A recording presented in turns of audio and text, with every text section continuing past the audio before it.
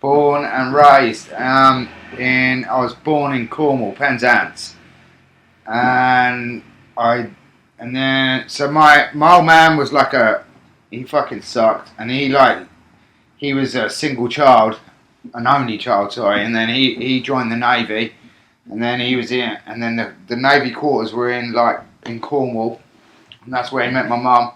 She was from Somerset, and then she was like a little, stupid little girl from the country, just dumb. And then they hooked up, and then they had me and my sister, and then I was born in Penzance. We lived in Helston till I was like 10, and then I think about then, and then we moved. Then he came out of the Navy and became a cop, and then he got posted in Ramsgate, Margate. So then we just moved straight to there. When I was like 9 or 10, I think. So had you already learnt to ride a bike at that point? Yes, I learned to ride a bike. I remember learning to ride a bike in Cornwall, and then so there was this is fucking crazy. This is typical me. So there was the houses were on different levels, and then in between the levels were these steps that went down, and then next to the steps were flat bits. So you could push a pushchair up there or a pram or whatever. Yeah. And so I distinctly remember that. And then I remember the stabilizers coming off. But then I remember one day I was coming down the hill and I didn't stop. And then I hit the barriers between the two levels and flew down to the bottom barrier and smashed my face. And I remember being in hospital, really young, and then not being able to eat. I could only eat ice cream. Because I think maybe my mouth was wired or something, my jaw was fucked. You couldn't eat solids, yeah. Yeah, couldn't, yeah. And then, I remember that clearly. And then that was That was the start. That was sort of the start, What bike was that? Can you remember the bike? No, I can't remember the bike. No, not at all. But it was a little one. So, did you skate on the first skate boom, the 70s? Did you have a skateboard? Yeah, I think... Nah. Not on the first one? No, not on the first one, no. Cool. No. No. Let me just put that down. Alright. Because I had an older brother and he had a skateboard. Yeah, nice. That was how I first skated, but I just ended up with a skateboard. I just wondered if you had a skateboard on that, because you would have been 8 or 9. No, I didn't get one then. No, it wasn't until... I didn't get one until a little bit later. Alright, so you moved to Ramsgate? Moved to Ramsgate, yeah. That's where we lived then. Then my old man was a cop, and we had we lived in a police house, whatever, because they were given houses or whatever. It was weird. And then I remember there was a guy opposite us. He was a rich kid, and Evil Knievel was massive, and he had a bike. And then also his parents made him a fucking Evil Knievel outfit. He had a cape and everything. He was fucking but he was a douchebag. The whole family sucked anyway. And then we'd make ramps, and he'd out of bricks, the FBM sticker star, and it was so like that. And then but he just sucked. He was only cool because he had the fucking cape and everything. He couldn't ride or anything. And then I think at the time I had a second-hand old grifter, and then I remember, because I was really small for my age as well, I've always been small, and then I couldn't fucking do wheelies unless we had this stick, and it was I put this stick across the road or whatever, and then that would boost my front wheel up, and then once I was up, I was fucking no stopping me around the block. But it was getting the fucking thing up in the air, yeah. And that was 10, definitely then, and then I would be going to the park. There was a little mud jump there, but not really. And there was kids out on bikes, but everyone was talking about the skate park in Margate, Hartsdown. Have you been to Hartsdown? And I was no. And then obviously in your head you build up this picture of what a skate park was. And then I remember one day we rode there. It's probably 25 minutes away, half hour, and it's just 3 banks. I think I've seen pictures of it. Yeah, it's still there now, and then there's a big bank here, and then at one end it was a taller bank, and then this one went down to a smaller bank then.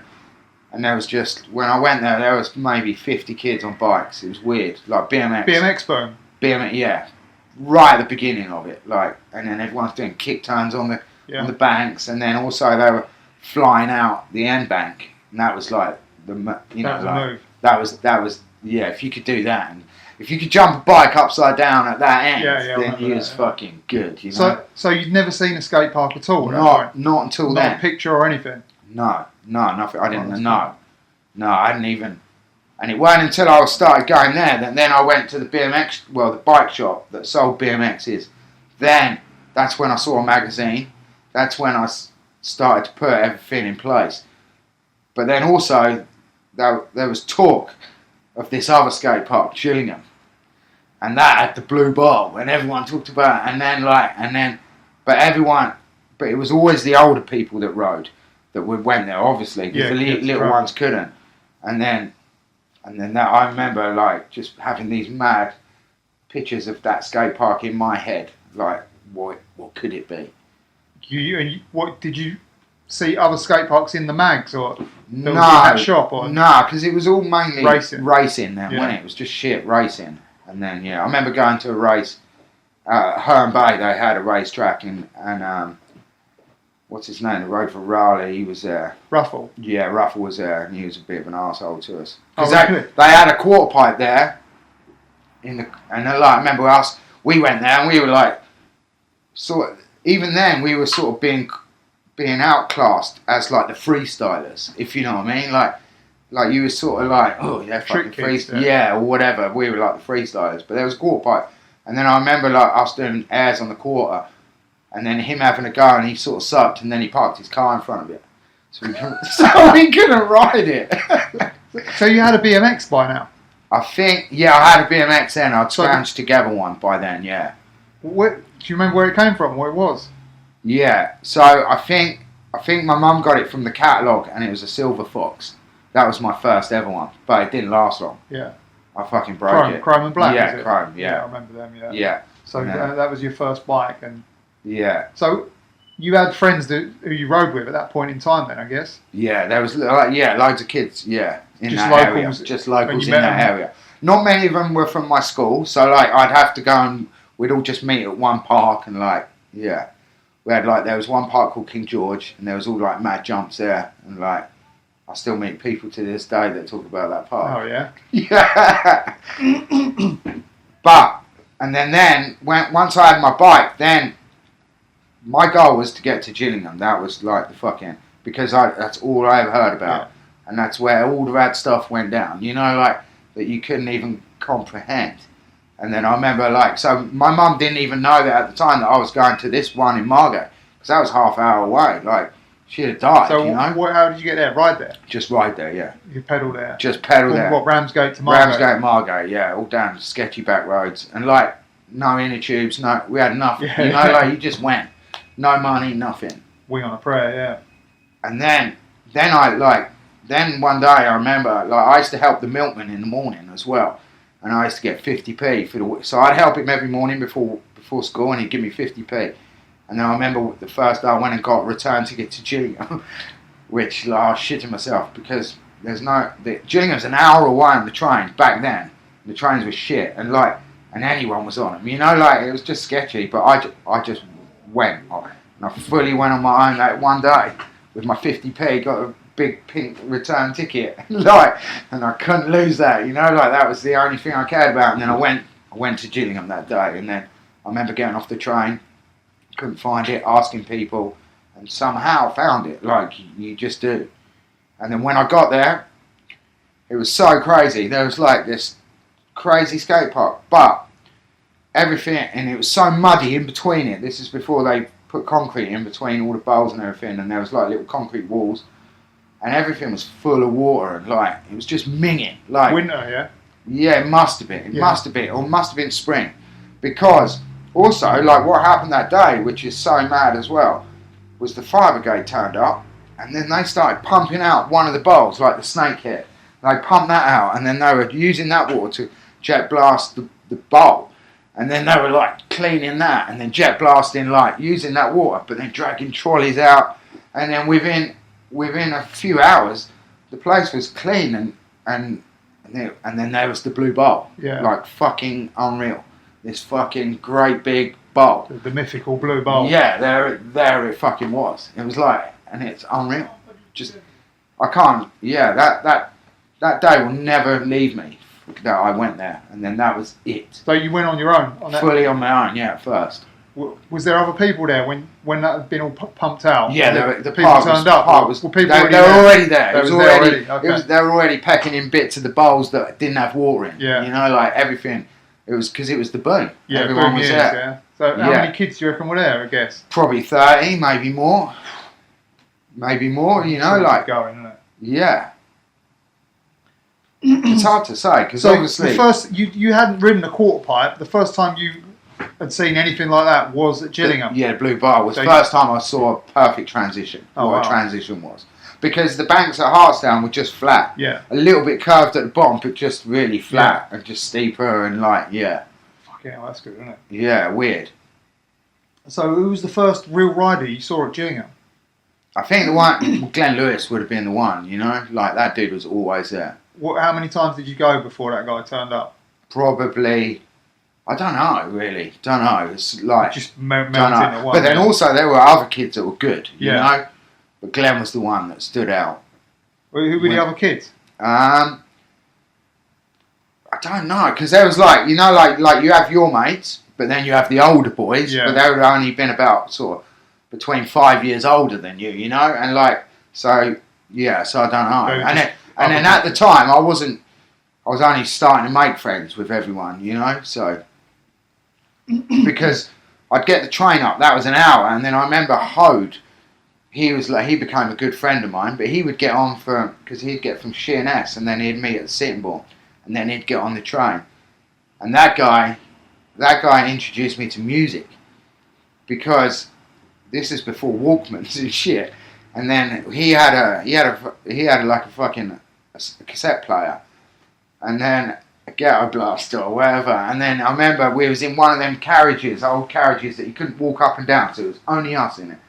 And then he pushed play, and the Dead Kennedys come on, and he's like, Holiday in Cambodia, and then because he'd had the tape, he knew the words and like knew it, and was just going mental.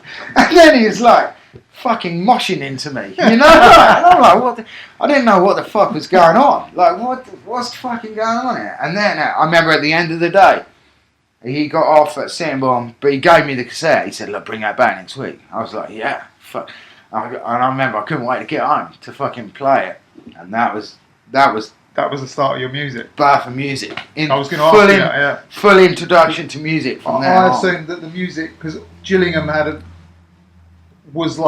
seemed like a very punk skate park. It was always like punk graffiti in the bowls and stuff. Yeah. And everyone that I know from Gillingham was into like punk music. Yeah. And I just assumed that was from the skaters, but it was actually Hode was the first person you introduced. Yeah, and I don't know where he got it from, but we were all like, you just sucked into that fashion at that time, you know, like, and he was always ahead of everyone on everything, you know, like that guy was Hode, and like, so somehow the fucking Dead Kennedys, and then there was always in any of the pictures of the bowl, there's a big DK thing, massive. But at that point in time, it's like when you find that new world, and then you find them other pieces to that new world as well. So like anything that was normal, he's like, fuck that. This is my world now. You know, like you go, this all fits together. Yeah, no one else knew. Yeah, like I took it home. I'm like, Mum, have you heard these? She's like, fuck off. Like, what? And then I remember going to fucking like going to Herne Bay where the racetrack was, and they had a fucking really good record shop there, and getting fucking Bedtime for Democracy when it came out, and I couldn't read or write, but I remember just sitting on the train with this fucking great big LP, and it was like massive, and I was fucking stoked, you know, and like what one's that? That's the one with the Statue of Liberty. Yeah, like opened up. I remember having it opened up like this, and people on the train are like, "What's he fucking got?" But it was because I was small as well. It was massive. So how did school and the skate park interact? Like, did you what happened there? Like, well, school fucking sucked for me because I was fucking.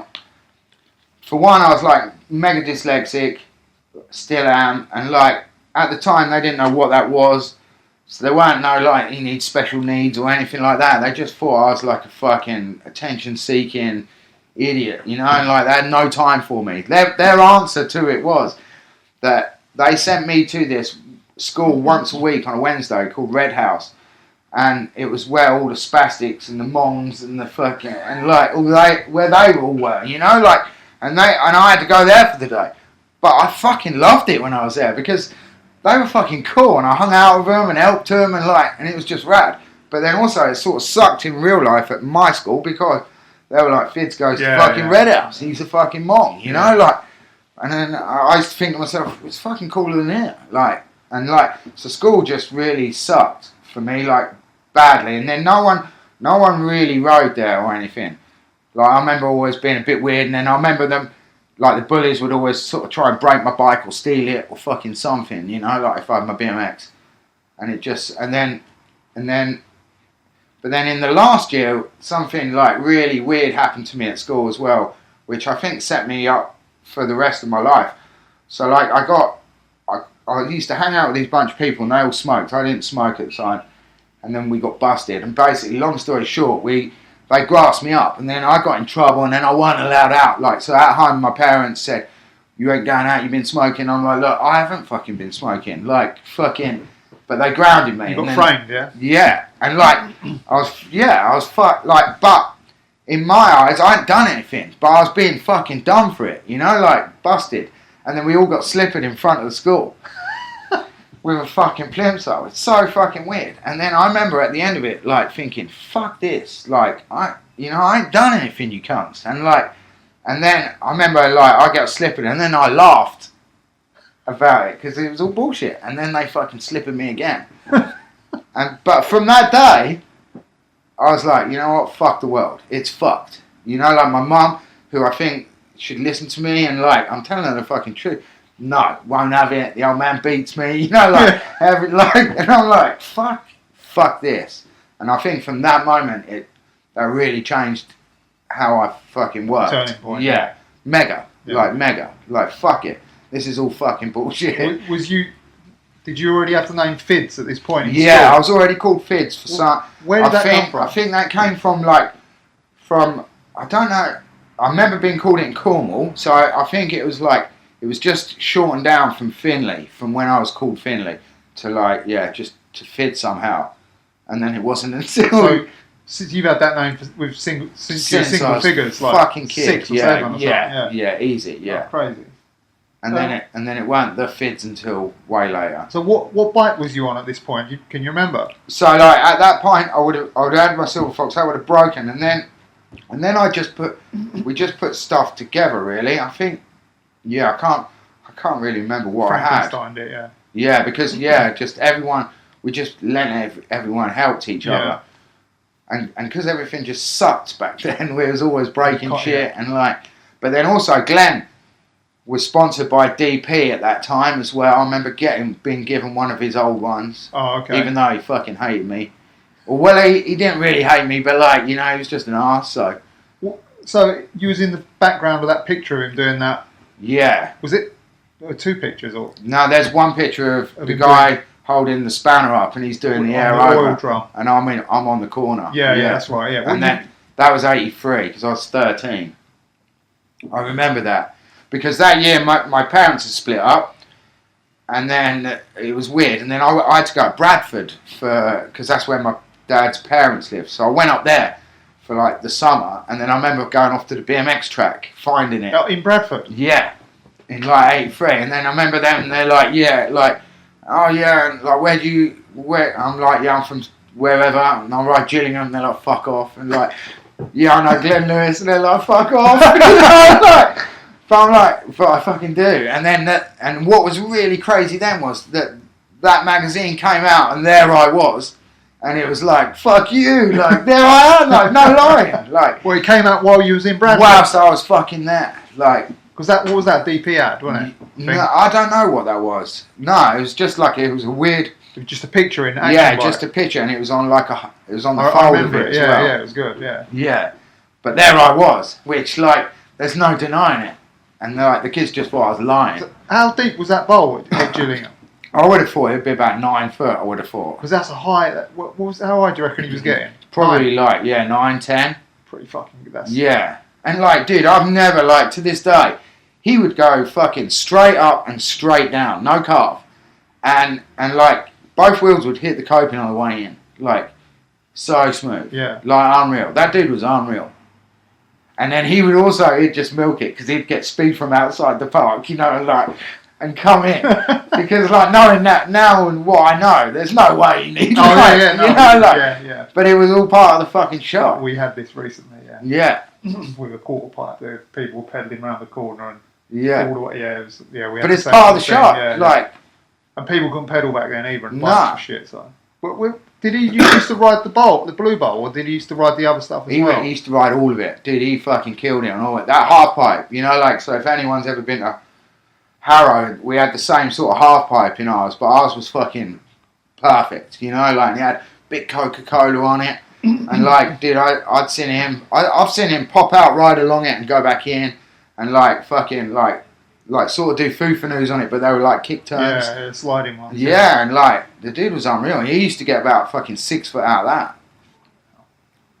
And then like, yeah. And then like, yeah, it was mental. Yeah, I remember there was an early, before he was even on DP, there was like a featuring action bike where he was on a Ripper.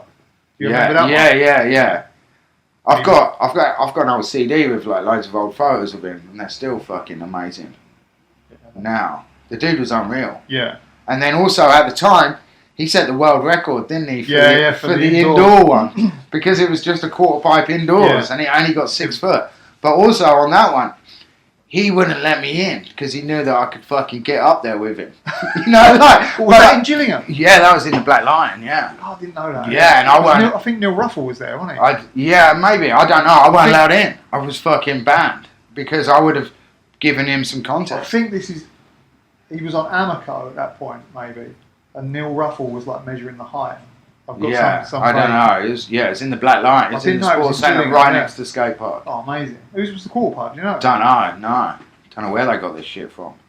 That was weird. Like that was like the 80s, and it was like the weirdest thing because there used to be a guy in a car called Bob, and they used to say like that he used to fucking be like touch kids or whatever, but he would like buy some of the good kids stuff, and then there'd be other kids there that were just shit that he thought had potential, and just fucking give them everything. It was kind of weird, like he sponsored them or something, but he was getting nothing from it. But no one knew it. No, it was just like a weirdo. He just like, used to disappear out there. And like, he was just like this Bob in this car. Like, I remember one day they talked him into putting the car next to the resi, and we jumped it one day. Jump the car? Yeah, just like the bonnet. Epic, man. To flat. Who were the other locals at that point? There was a few like... So, like Mike Watts, you know, and then Andy, like and Hode, and then. So this was all like, was there any people skating there? No, so not at that time. It was just BMX at that point. It was only I only ever BMX, and then one day, what turned it for me as well is like one day, in about like '86, Billy Smith turned up, and like he was like I didn't even know who he was at the time, but he was a few years older than us.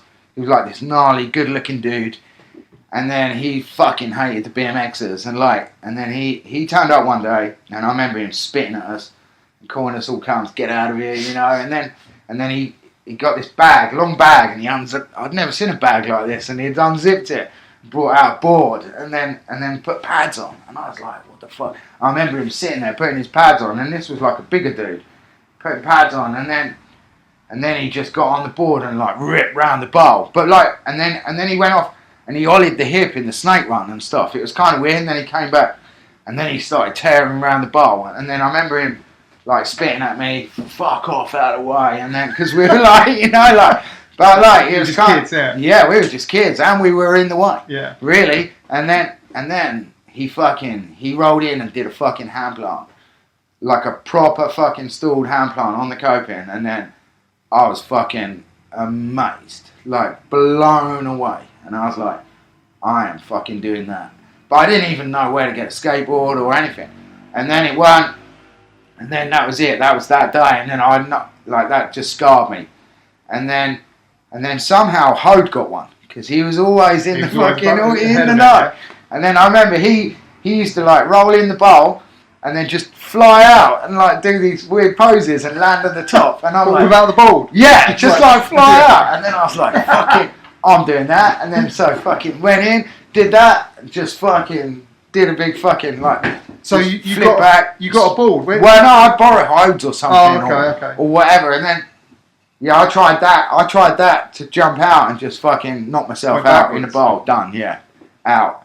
And then somehow I got an old Jeff Phillips board. That was my first board. Like, yeah, but it was fucked. But I managed to get that.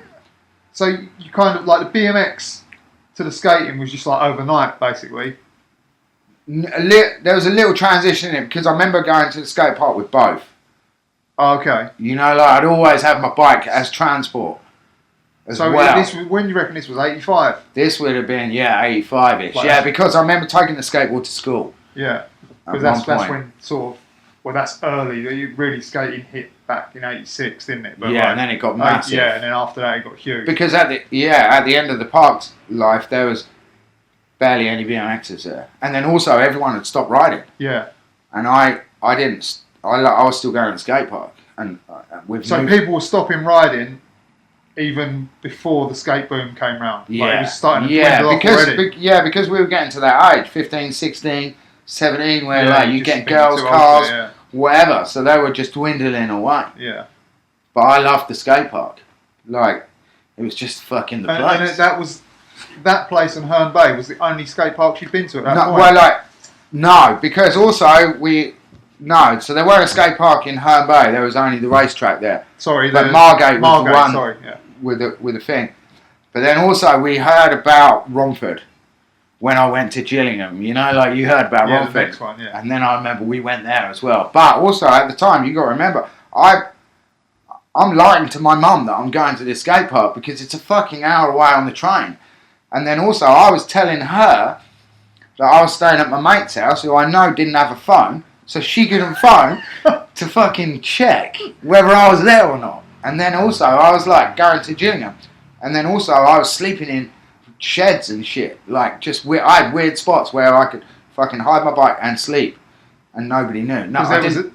The shed at Gillingham, I've heard stories about this before. Yeah, that was sleep in the shed, right? Yeah, that was behind the skate shop. But that was later on. Okay. And then, because I think I probably told them then that I was sleeping in sheds. Yeah. And then they got a shed and then fucking... It's weird. Because, like...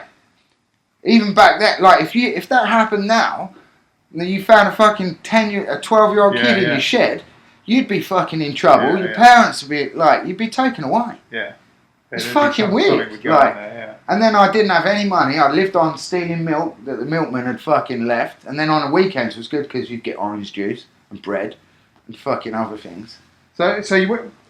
You went to Rom? Like, what did you do? Just go for the day? Yeah, just we went. Once. Yeah, we all. I guess with Hode. I'm pretty sure I went with Hode, and a few of us, and we just like got the train out there. It was like 3 hours away, but we made it there. So was there like a big riding scene at Rom when you got fucking there? Massive. Like it was crazy. But then also we didn't really like Romford because like the white bowl wasn't as good as our blue bowl. Yeah. Our blue bowl was rad, and then our half pipe was way better. But the performance bowl was the fucking one. Yeah. You know, like that was the one. But then even when we got there, like when I first went there must have been 60 kids there, easy. Like you would queue up to get a go, and then you'd be going following Mongoose, following whoever Hutch, following whatever bike they had. You know, like, and that was just. Can you remember any sort of big names being there? Billy something, Billy Stupple maybe, local, yeah, and then, but we never saw anyone like. We saw magazines where people were as high as the speaker and stuff, you know, like, but we never saw anyone blasting when we were there. Yeah. Not like that. I went to the early contest there. People were getting about 5 or 6 for, like 84 or something. Yeah. I heard them speaker stories, but I think. I remember seeing a picture of someone up there, like. That was 13. But I was going to say they were 13. They must have been like taken from the floor or something. Yeah. That's abnormally high, yeah, especially for that time. Yeah. But I didn't really like that park. I liked Gillingham. Gillingham was like, it wasn't because it was my home park neither. It was just like everything worked. And then I guess I learned to ride it. And then that was my spot. So. But it was gnarly getting the train back then. You know, like all of us, just kids, You just go on the weekend. Just fully on the weekend, yeah. That's pretty good, though, isn't it? All like what, 15 something. Yeah, 14, I remember 15. the first time we went as well. I found this wallet on the floor and it had 60 quid in it. And like we fucking there with the. I remember unfolding these £20 notes, and they were massive. And I remember like, look, boys, everything's on me today. You know, like we even had money when we went home. That was 60 quid was bucks. Fucking mega. It's like finding $6,000, I suppose. Like now, we bought fucking Vans laces. We did everything. Fucking covers for your fucking cables. Everything. Lived it. So you got into skating, and you got really into skating, yeah? Yeah, well, because everyone wasn't riding, and then also I met like these bunch of older skaters, and they were from Ramsgate, and they were driving up their car and all that, and then I ended up Carter lived in my road, which was even crazier, and then I had this hardcore skater that lived in my road, and that guy sort of changed my life quite a bit as well, because he was a massive Police fan at the time, loved fucking Sting, and so if Sting went on tour, the Police, he would go to every fucking gig, every gig, and it was and he was always going to gigs, and it was just fucking weird, and he was like this cool dude, he had an XR3i, fucking brand new convertible, and he was banging chicks. And he was just like this drunk. He was shit at skating, but loved it. You know what I mean? And he was just such a fucking character. And then I used to hang, and he lived in my road, and we used to go everywhere. And it was just, yeah. I remember that name. He used to take me everywhere. So when the fucking PAL team came to England, we would go to every fucking stop. Like he would with all his gigs and everything, and just be at the fucking front. And he was committed, yeah. Yeah, and it was the first. Yeah, that's exactly what it was. The dude was committed, and I'd never seen that in someone or something. Well, how much older was he than you? A few years? Yeah, quite a few years, maybe 7 years. So. Oh, right, quite a bit, yeah. Yeah, so he was older. That's good though, isn't it? But then, and then he had a big crew at Gillingham, and then, I was just skating all the fucking time. And then the park closed.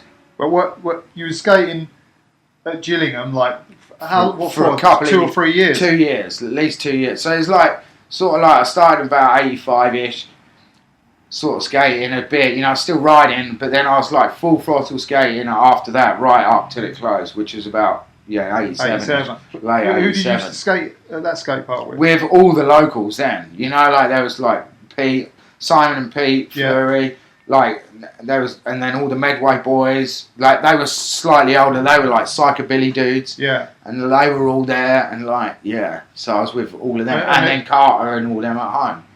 Did Billy Smith was he a local at Gillingham? He lived in Raynham, and then but he was going to America a lot, and then he skated for Zorlak at the time, and that was it's like anyone that's local at your spot, you just fucking love the Zorlak, you know? And then, so that was it. We all had he'd come and, I remember he turned up one day and he was selling us all fucking t-shirts because he was going to America and needing money, and then we'd just fucking take everything. Yeah, I mean, because that fitted well with the Gillingham punk rock scene as well, didn't it? The Zorlak thing. Yeah, it was just... Jeff Phillips, I remember you guys all Jeff Phillips and stuff. And was there anyone else was local there? There was one guy called Docker that was fucking really good. I remember Docker, yeah. He was really good, but I asked Pete the other day if he'd heard of him, and no one even knows his real name. We just know him as Docker. Because he used to go Lee, didn't he? Years after. Yeah, and then but he lived in Medway as well, so there's quite a Medway scene. Wow. And then the guys from you had a picture in RAD, I think. Was it RAD by then, or his BMX action bike doing an invert in the pool? Yeah, that was from Gillingham Day. Yeah. Then that was my second picture. So that Gillingham Day was that the last? No, that was just we just had a Gillingham Day. I don't even know what it was. It was just Gillingham Day, and then jam day. Like a jam. Yeah, we just had a jam. But then other skaters from London and that came down, and then TLB turned up as well. So Nick Phillip as well. I think he was there. Yeah, Nick Phillip was there as well. Yeah, that was when Anarchy was just starting, because Hode was banging into that. And yeah. But then also in that time we were going to Meanwhile, because I rode the quarter pipes there as well. On your skateboard? No, on my bike. I remember going on my bike there, because Hode he had an anarchic And then what was the shop at the time as well? Mug machine. Yeah. M-Zone. So M-Zone. So fucking Hode was banging to all that. Oh, so you rode Meanwhile quarters? Yeah. But you went to skate the banks behind? No, we just went to ride. Oh, really? I went with Hode, yeah. Fucking hell. Yeah. Because I remember it spraying on the wall, the heights and everything. They're still there now, I think. Yeah, they are, yeah. We went there like not long ago. Yeah. To have a look. I remember the last time I went there, I don't know when that was, but I remember seeing the height things there. It was such a different scene. Who was it Meanwhile when you went? Was there anyone there? There would have been, but I wouldn't have known them, you know, so because I would just be with my little crew and then also like I was really shy and timid little kid, like back then. Yeah, so you did, yeah. Like, you know, like I didn't, hello. Yeah. Like, it was quite intimidating going there. Fucking intimidating. You're in London, it was the ghetto, it was scary. You just always hear the horrible stories. So what do you think when like BMX was dying out and skating was getting big? Like, had you been to any events, like skating events or BMX events at that point? No, but never. I don't think I'd been to any contests, but no. But then I went to a couple of skate contests. I went to one in Warrington, that indoor one with Lucy and Hendricks and everyone. So also in that, before that as well, I'd gone off to Crystal Palace. Oh, that was at the end of the year when the skate park was closing. So then I'd heard that there was a half pipe, the fucking first ever half pipe I'd heard was at Palace. And then, so somehow we made it there and we went skating, but I didn't know how to drop in or anything. But I could drop in because I could drop in the bar and shit. And then, we went and skated. So I went there a few times and then we used to get bullied by Lucian and everyone then, like, because we were just little bottom lurkers and they'd like, get out of here. But I remember one day, Lucian was there and the fucking skinheads turned up. Or there was word and he had to fucking pack up his shit and get out because he was a coloured kid. And like the Nazi skins were coming. And it was like, fuck. Fucking hell. And that was like, you know, like, that was... Yeah, that was like, I'd been 16 then. That was when you thought that most of those guys had kind of died off. Yeah, and then also, Lucy was a gnarly motherfucker. Yeah. And you see him packing his shit up and running away. Like, it's fucking, you're like, whoa. So I went, and then I started going there because the skate park had gone then. And then, I went to Warrington with Carter because he would know everything. That's up north. Up north, they had an indoor ramp. Yeah, Sean Goff done a run naked. It was fucking... And then I was like a 16-year-old kid hanging out with like the 20-year-olds going, what the fuck? Yeah, it was crazy. That was a pivotal time as well. Yeah. And that was like, that contest, the decks were fucking full up. It was crazy. Yeah, but it was a small venue, but it was fucking It was coming massive. back, wasn't it? I think that was on TV, that contest. That's where I first saw fucking Barrier Brook and Marker Brook, the other guys that skate for Zorlak in England, and like they were like the gnarly punk. Fucking, was that the 540 contest when he was trying the 540s? He was trying front fives. Yeah, I think I've seen it somewhere. Yeah, and they were the fucking people to be, you know. Yeah, because Mark had fucking crazy dreads and like.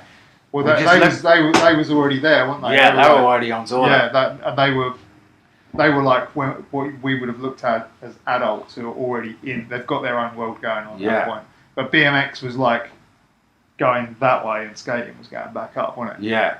Yeah, because there weren't any BMXs. Yeah. I never saw any BMXs at any of these places I was going to. Yeah, not one.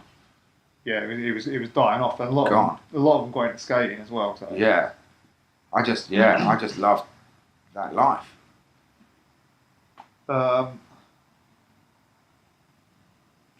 Through it.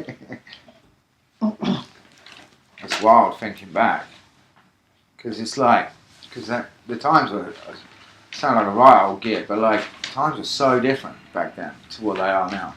Oh yeah, totally. It wasn't all out there, was it? You had to go and find it. Like 100% find it. It wasn't on your doorstep at all. So Palace was like 2 hours away from me. So what was your first skate sponsor? Would have been Pacer Hogs. I remember. So then I remember to this day getting a phone call from them, and they're like, what's your name? Like, we're bringing out this shoe. What's your name?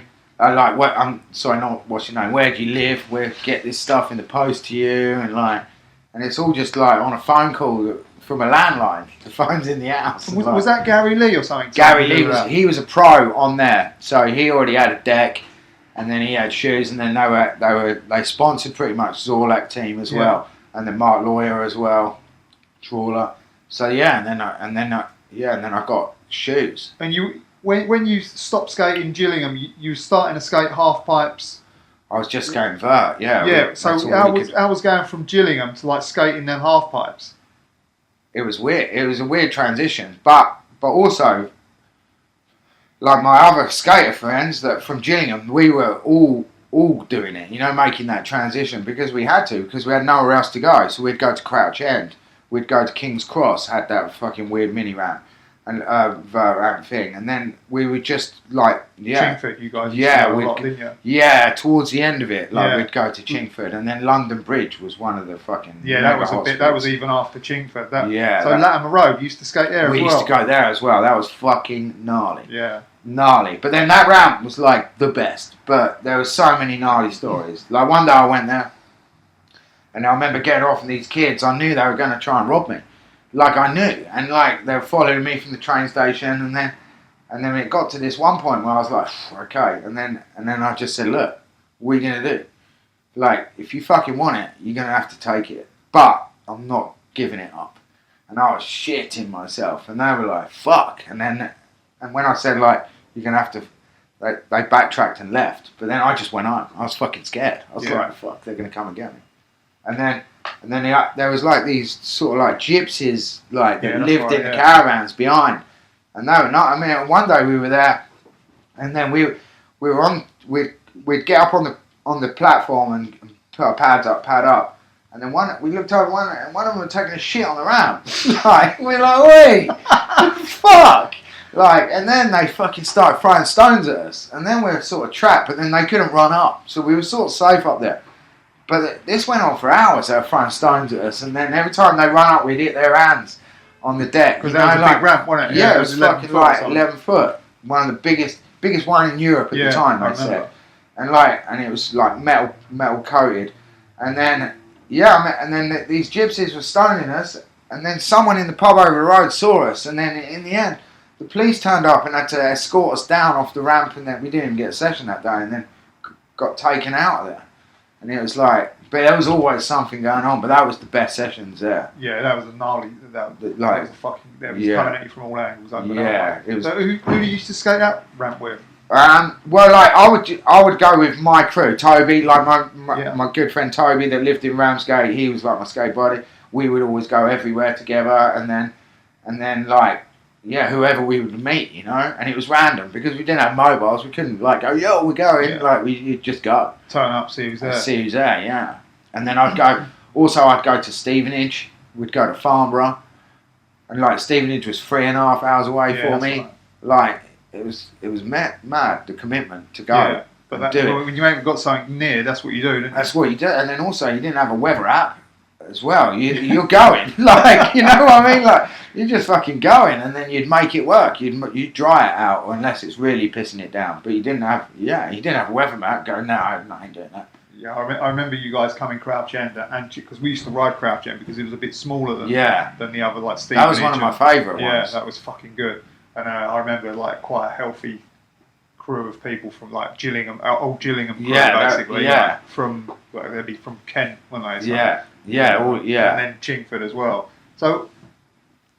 Zorlak was your first skate sponsor. Well, I got on Pacer Hogs, got shoes, and then they gave me decks, and then later on I got on Zorlak. Pacer, I forgot they made boards. Yeah, they made boards. They had Gary Lee, and then at the time as well they were sort of shitty, but with the new Gary Lee model they were like, you know, like someone else in charge, and they were like kind of cooler.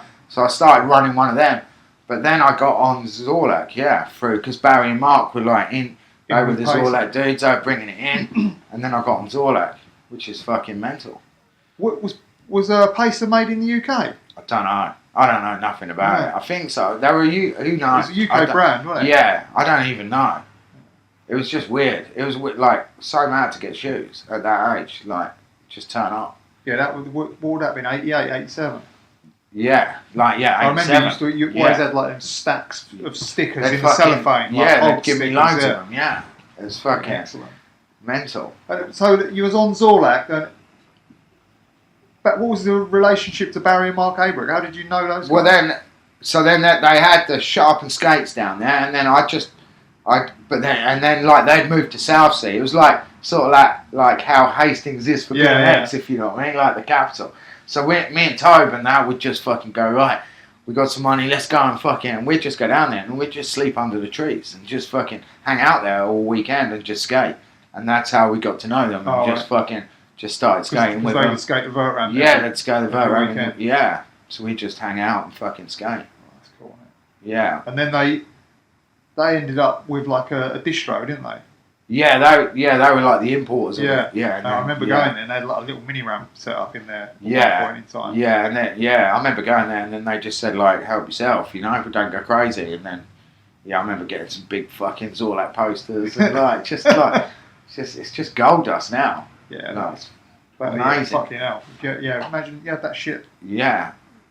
Yeah. That was all that stuff that you must have been through, like. Yeah, it's great. All the stickers they give me, because they'd give me packs and then I'd give them away and like Tobe and everyone at home and like, yeah, it's pretty crazy. Did you ever go on any like skate trips with them? No. But then I remember once I went to Holland, like Amsterdam, one weekend with my girlfriend at the time, Karen, and then like we went there and then I heard that there was a contest in Rotterdam. So then I ended up going to that. We ended up going there one evening and then I entered the contest. I come second. It was fucking mental. But there was a couple of Americans there as well because they'd been over on tour and it was just really weird and like random. But I remember and then also Amsterdam was sort of famous for having a Latimer Road ramp. Yeah, that's right. There as well. So then I remember going there the next day and then hanging out with these other skaters and but other than that, that's all I did really. But that was pretty wild. I went there and got second. Who do you remember who else was in that contest? No, I can't fucking remember. But there was a couple of good Americans there as well. Nice. And it was it was so weird in a weird hall.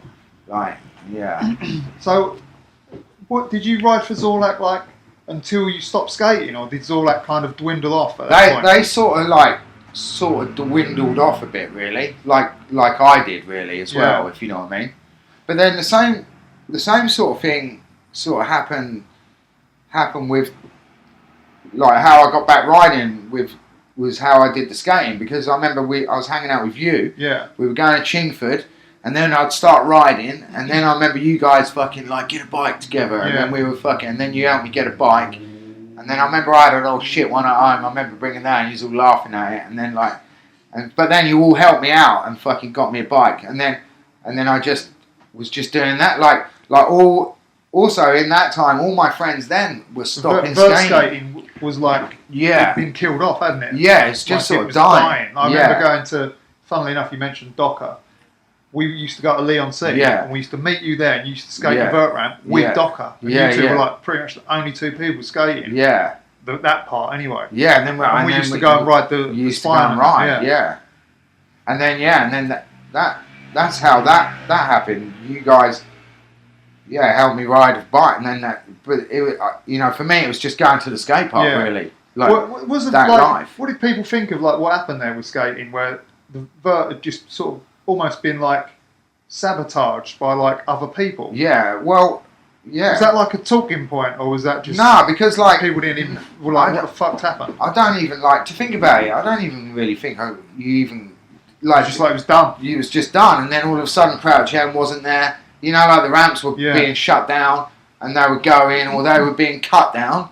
A lot of them were just being cut down, and then they weren't vert. They were these middies, and so I was just falling out of love with it, I guess, and then... And if there's no one to do it with as well. Yeah, and you're that won't keep you in it. And then I remember, finding you guys, and you guys were fucking funny, hanging out, and then... That was when BMX was just starting to get good again, wasn't it? Yeah, it was coming back, I guess. It was, changing, culturally completely changed, yeah. And it was like they'd worked everything out. And it was what skating was, in the late 80s, it happened in the early 90s, BMX, and I remember, I can't remember if someone gave you, was it a performer or something, a GT? I had an old performer at one point. Or a Super Goose or something. I remember you put together a bike. I think I might have had the Super Goose, but then I got the GT. Oh, right. And then, And then we used to ride Leon C. Or? We were Leon C then. Back then it was Leon C, wasn't it? It was like it was all just sort of Leon C, and then a little after that it became Pinner. That's it, yeah. So you got like slowly back into it at Leon C, and like we used to go Harrow as well, I think, didn't we? Yeah, but that was just before Pinner, wasn't it? Yeah, that's right. Yeah. Because we were flying out. That's where we were learning tail whips. That's it. Just fucking catching them. I remember doing them with you, and you'd had them. You was getting them round and getting your foot on the frame, and then I remember I did a couple out of that bowl, but they just sucked for me. Like that trick has always sucked for me. Like you just. Yeah, I remember you'd fucking got them out of that bowl. And then that time I was going to Harrow, and then I think then if I came up then we could stay at Adams. I think that was later. That was like was it? Yeah. So I remember we used to come up and we would stay all over the place, like whoever people's houses, whoever would put us up. But that had been to that point. That had been my whole life before that. You know, like that's just what I was doing. And it just carried on going, but on a different set of wheels. But then also I didn't really like even though I was riding loads, the skateboard never went away. You know, it was always there. It wasn't like because the first time the bike had gone. By the time I got that out, it was fucking I wasn't even using that for transport because then I think because then I had a motorbike and then I'd got a car. Yeah. In my skating. No, I remember the skateboard never. Once you started riding, the skateboard was always either on your back or in the car. Like, it was somewhere. Yeah. It was good. And then you ended up living in Canterbury at some point. I remember like there was. And then also in that time I went to Scotland and lived there at the church, Glasgow. With Simon Pete. They got offered a job to run the church. Like it was a church with the ramp in Annie's Land. And then I went there. I forget how long I was there. Maybe like 6 months, 9 months, or whatever. And then I got out of there. And then I was living on my own since I was 16. Then I got a job in Canterbury doing upholstery, and then I moved there. And then I was there. But then also they had like a really good mini ramp and that in this youth club, and there was quite a good little skate scene there. Yeah. So that helped that move quite a lot as well because it was like, oh, that's fucking cool. And you used to ride that on your bike mostly? No, I was still skating. Oh, you still skating? Then. Yeah. But then I had the bike because I was going weekends. I was going because the youth club was closing and you couldn't skate the ramp or anything there. So then I was going BMX. All right. So, but then there was like a warehouse that you guys had. Yeah. So then also and then at that time we were riding. I was riding with you a lot. We were fucking and then somehow. There was this old bus garage, and then it was derelict, and then we got in there, and then we just went on missions to fucking steal wood from wherever we could, and just we built a big box, built a fucking quarter, we built a half pipe in one fucking room, like 2 8-foot quarters, with like just concrete flat bottom, but it was a half pipe room, and we had and it was like a ghetto warehouse, and it was fucking, it was awesome. I remember the people I saw. And that was like one of the first ever like ghetto places. That was when like jump boxes had just kind of it was just taking off then. We hadn't been to Trails yet, but we were all fucking starting. I learnt bar spins there. I learnt nothings, and then I remember learning bar spins there over the box, and and it was pretty crazy there. I remember the pictures. Because we had like jumps in the woods at Ashford, but that was like. Just then, because at that time as well, that's when I bumped into Dean, and then he had his own warehouse as well. A little bit later, they started a warehouse, and their one was fucking. They had electric, and they had lights, and their one was fucking cool. Because Ian and that came up to their one. Where was his one? His one was in Ashford by the train station. Yeah. Oh, nice. But he had lights. They had electric. Fucking who the fuck leaves electric on? They were younger than you guys as well. Yeah, they were younger. Yeah. So then we started. Riding Pinner. When was the first time you went to Pinner? Was it a metal takeoff when you first went? No, I didn't go to the metal one. So I don't know. So I'd have probably been off doing something else, and then I remember just somehow getting in touch. You was like, come up to Pinner, and then I just remember going to Pinner. Yeah. That's where I met Grot Bags and West London sort of guys. Yeah. And then at the time there was only one sort of jump there, Yeah, that's right. It was all that sort of time before we went to America, really. Yeah, so there was... I was trying to think of this the other day. Was the little tiny rhythm section... No. That was when we got back from America, yeah? Everything changed since we got back. When we got... Yeah, that's what I thought. Because So we went to America. We had the tabletop and the hip, and then Yeah, we had and the then- like step up on Yeah, the the right. bigger jump on the right. And there was a tree ride, wasn't there? Yeah, in the middle, And that was it. That was it. And we flogged that to death. Yeah. Because by the time we went to America, that was the first time we'd ever seen a fucking jump after another jump. That's And there was no way we were doing it because all I'd ever done is fucking fly out and land flat. Like, do your trick and just land flat. Like, and that was it. And then we went to America and hung out with the racers that fucking landed smooth and then... But before that, Yeah. you rode the backyard jam. Yeah, I went with you. You was like, come to the backyard jam. And then I remember we all went... Was that 94? Yeah. You was on that GT, I think. Yeah, on the GT. We went to Crowhurst. Yeah. And because that was the only other vert ramp that was still around that I knew from skating. Because I used to go and skate that every now and then. Even though it was a bit weird for skating. So, but yeah, and then you rode the backyard. Did you ride the backyard jam and then add the video part on backyard?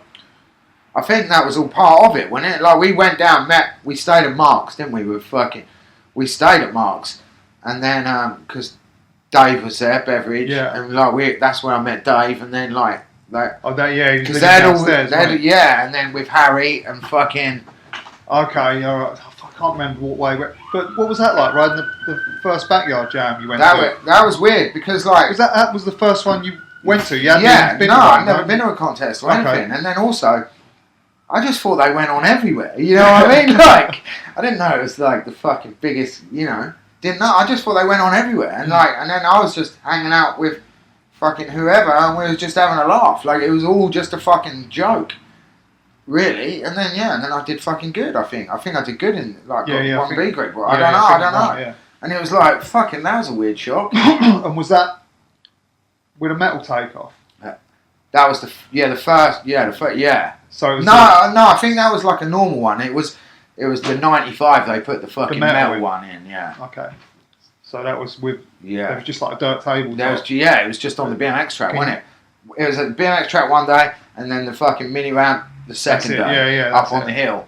Because they used to have a vert ramp in Hastings on the hill, and then that got taken down, but they had a really good MIDI behind it that Jerry used to fucking blast. Yeah, that's it. Yeah. Can you remember who else was in that contest that you rode? No, not really. Like, wasn't that the one where Trainer was over? No, that was the year before. Okay, year before. So Climber was over for that one. Okay, Climber. Oh, okay, yeah, because I got his bike. Yeah.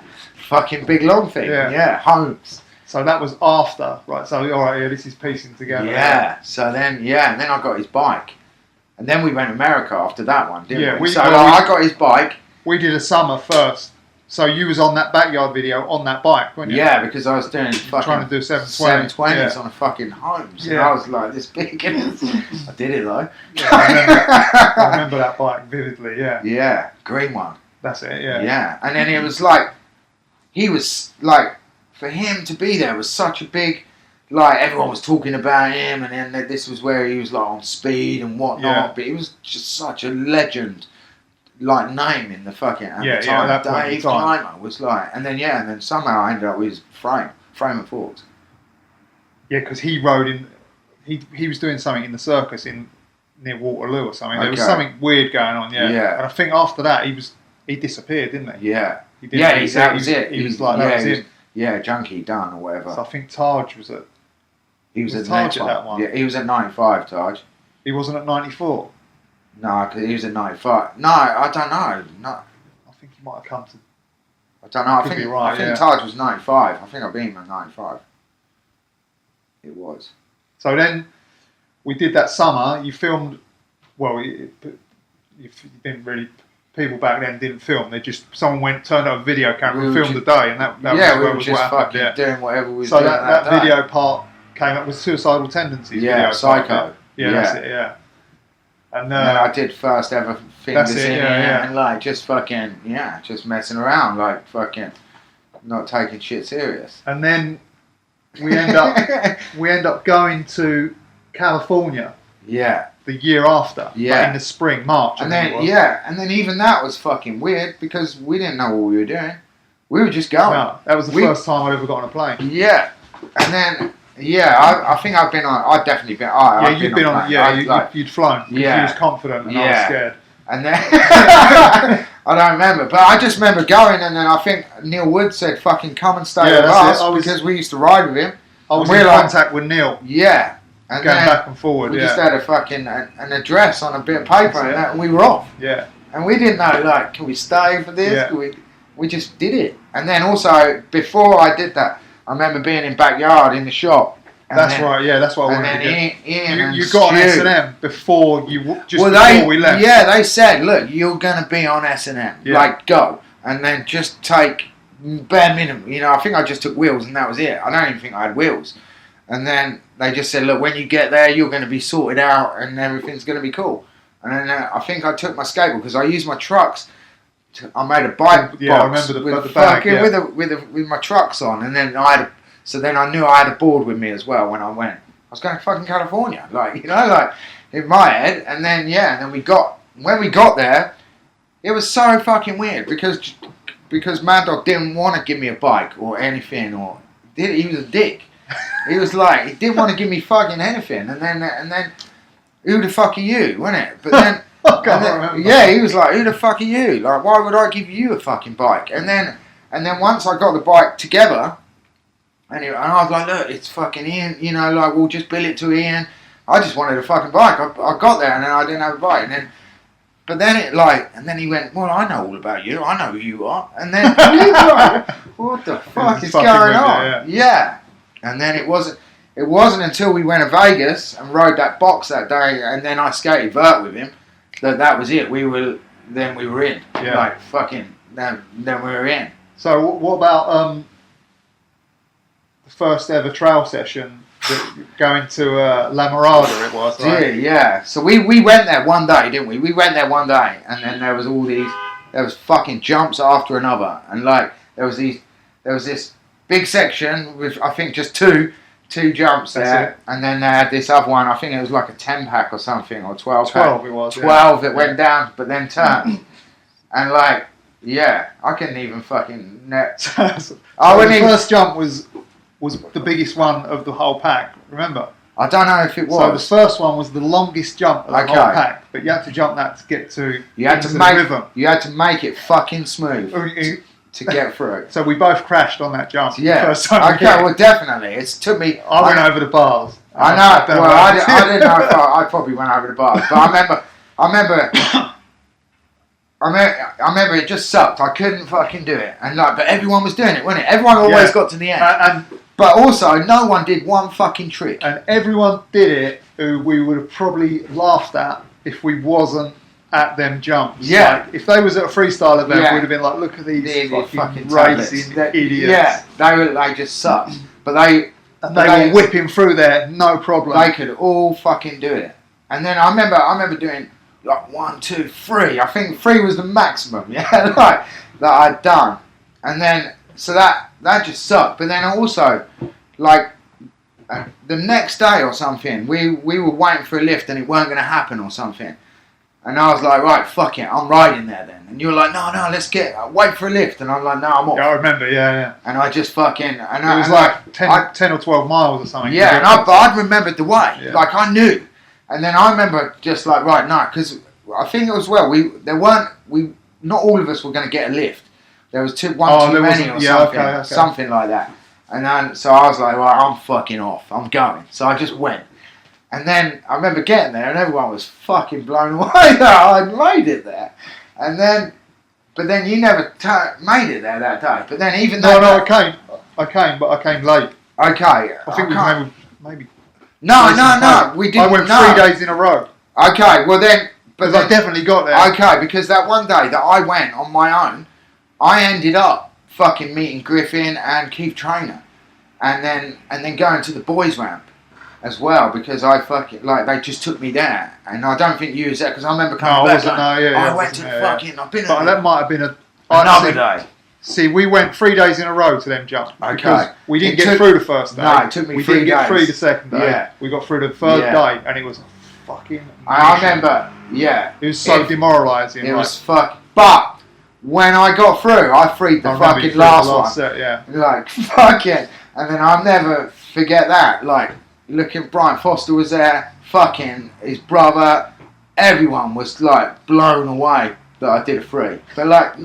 But everyone could get through, but no one was doing any tricks. Yeah. No tricks. And I remember in the middle of the line, one of the jumps got short. So you got like your rhythm going, you're like, I've got this. Yeah. And then you just suddenly miss one. You'd have in the middle. Yeah, you'd have a trick. Tricked you out. Yeah, yeah. You completely like, fuck. I was 3 jumps left and I'm fucking on the flat bottom. I remember. And I remember I could do like a nothing, a bar spin, and I was trying to do it. But you weren't doing it until you got to the end. There was no way you get to the end. Dude, it was so hard. Fucking so hard. And like, but we'd never ever witnessed that. It was so good though, wasn't it? That place was... Yeah. And then one day I think the day I went and you wasn't there, that I met Griffin, who was a fucking legend. You know, like, I was like, whoa, in awe, like, because that guy was crazy. Yeah. And then I met Rooftop.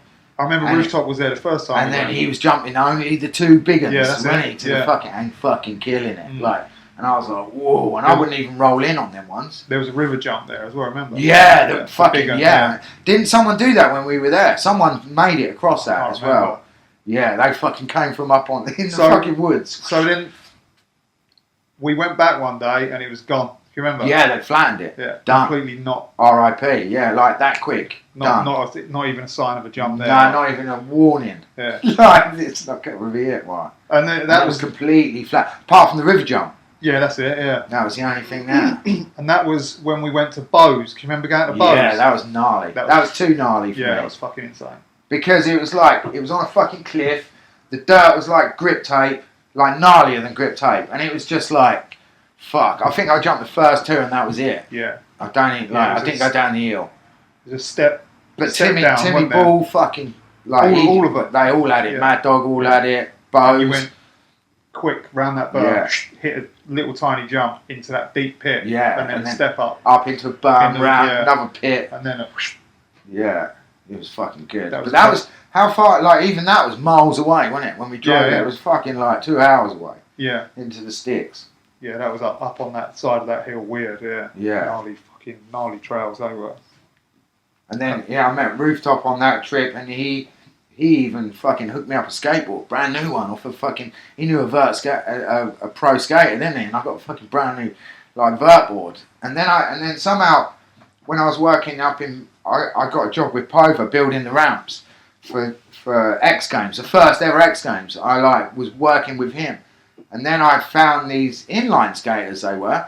I don't know. With a vert ramp? Yeah, with a vert ramp in the background that's in BMX Inferno. And then I remember going there, and then I remember talking, is it alright if I bring my BMX buddies? And they're like, what? Yeah, alright. And then, and that's how that ramp got in the Inferno. Was that a Jess downfall for... No. Okay. No. You know... Yeah. No, this was just some random inline skaters that fucking had a vert ramp. And they were just shit at inline skating as well. So I remember it, because it was weird. And then I took Trainer there and Griffin and fucking... And it was quite a nice size vert ramp. Yeah, it was fucking really good. Like, really good. And they even had like the ply at a funny angle on it, which was fucking good. Diagonal ply. Yeah. I think probably that was the first ramp I'd ever seen that on. In California. And then you stayed in Cali and you was filming for BMX Inferno. Yeah, but then... Did you know you was filming for it? No. Like, I'm just fucking hanging out riding. Here. Just riding, yeah. Like, no, I didn't even know it was going to be a part or anything. Like, I didn't. That's a good part as well, isn't it? Yeah, it's kind of legendary now. Yeah, it's nice. Really, back in the day. Because also, what's cool about that part is half of it was fucking skating.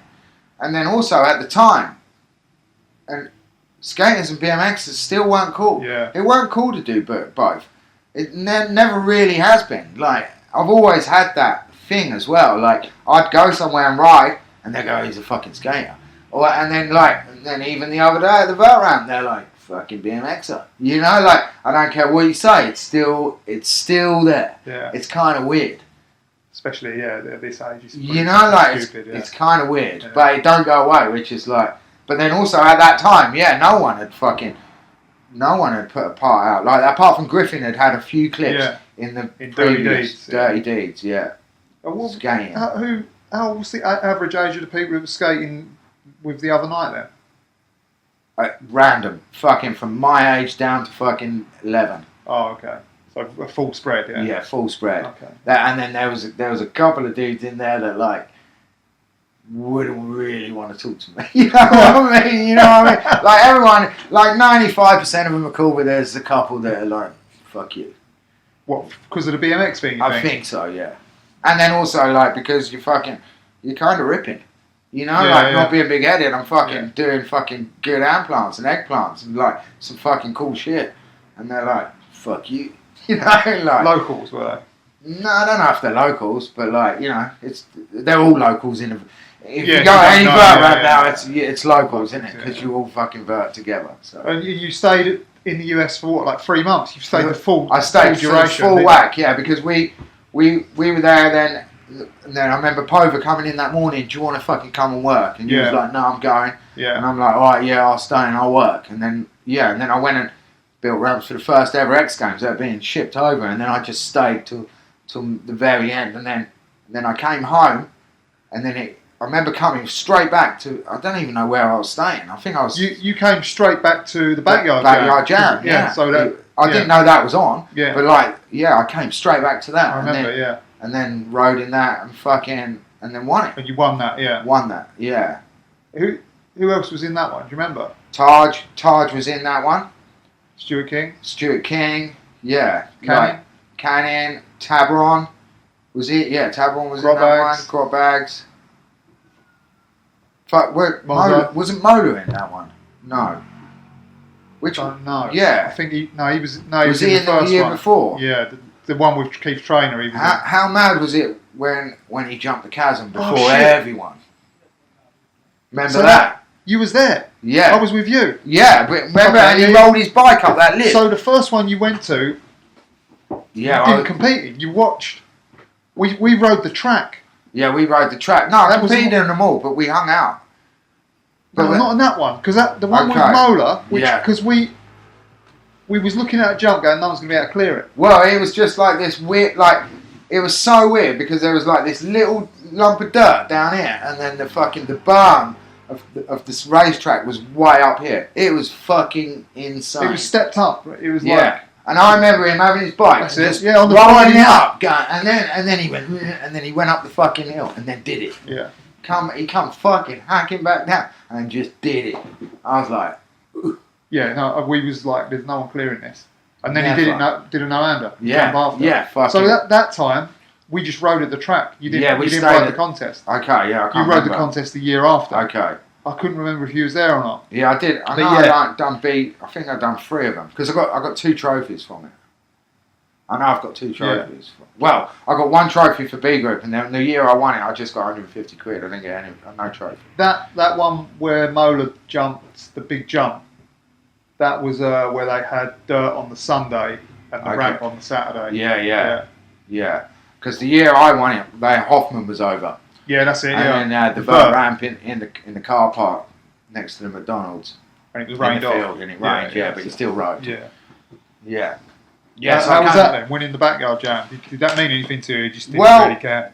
I didn't really care like that. Like now I do, because like I look back. But then also like at the time, I didn't know that was the biggest contest at the time in the world, really. Like, it was the biggest one on the...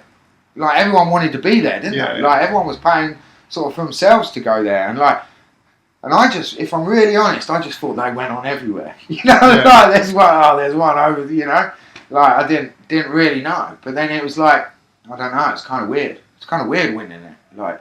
Because in my head, I didn't deserve it. I could have done way better. You know, like... I can't really. I remember. I did that's where I did the first ever fucking nothing to no for can. And right, yeah. I remember Neil Wood being there, and I remember being up on the thing, telling him, look, I think I can fucking do this. do a can after, and they were like, no, we'll fucking try it then. And I was like, that was the metal takeoff, yeah. Yeah, the metal one, yeah. Kicky, yeah. Yeah, and I learned turndowns the day before there. Oh yeah. Yeah, they're in Mark's video. I think me learning turndowns. So it was off that kicker. This was the year. 95. That was. Was this the year that Ashford Trails started? Like the actual trails? So, yeah. Because I'd been in America, been at Lamerado, and then at Ashford, I was living in Canterbury, and then at Ashford they had the trails.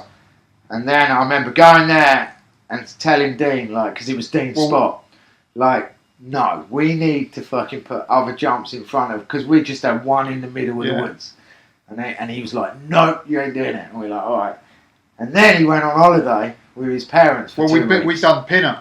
But yeah, you had Pinner as well. So we had Pinner, that rhythm section was already up. But I don't think I'd ridden that then. I might have when we come back, he must have ridden it, yeah. When we come back, that's when we built them jumps in a line. Yeah. For the same thing. We'd seen it, how it actually worked. We built jumps in a line before that, but they was fucking all over the place and they didn't really work. Nah. You had to pedal. Yeah, because then also, at that time, we were riding Sheep Hills every day as well. Yeah. So there was it was all mad racing and pedaling. So you built... So that's when the rhythm started getting built up. Yeah, because, Dean went on holiday with his parents for 2 weeks. And I remember he had 2 weeks, and I said to everyone, right, fuck him. Let's fucking dig. And then we just dug like we fucking know tomorrow. And I think we put about 4 in front of that first one.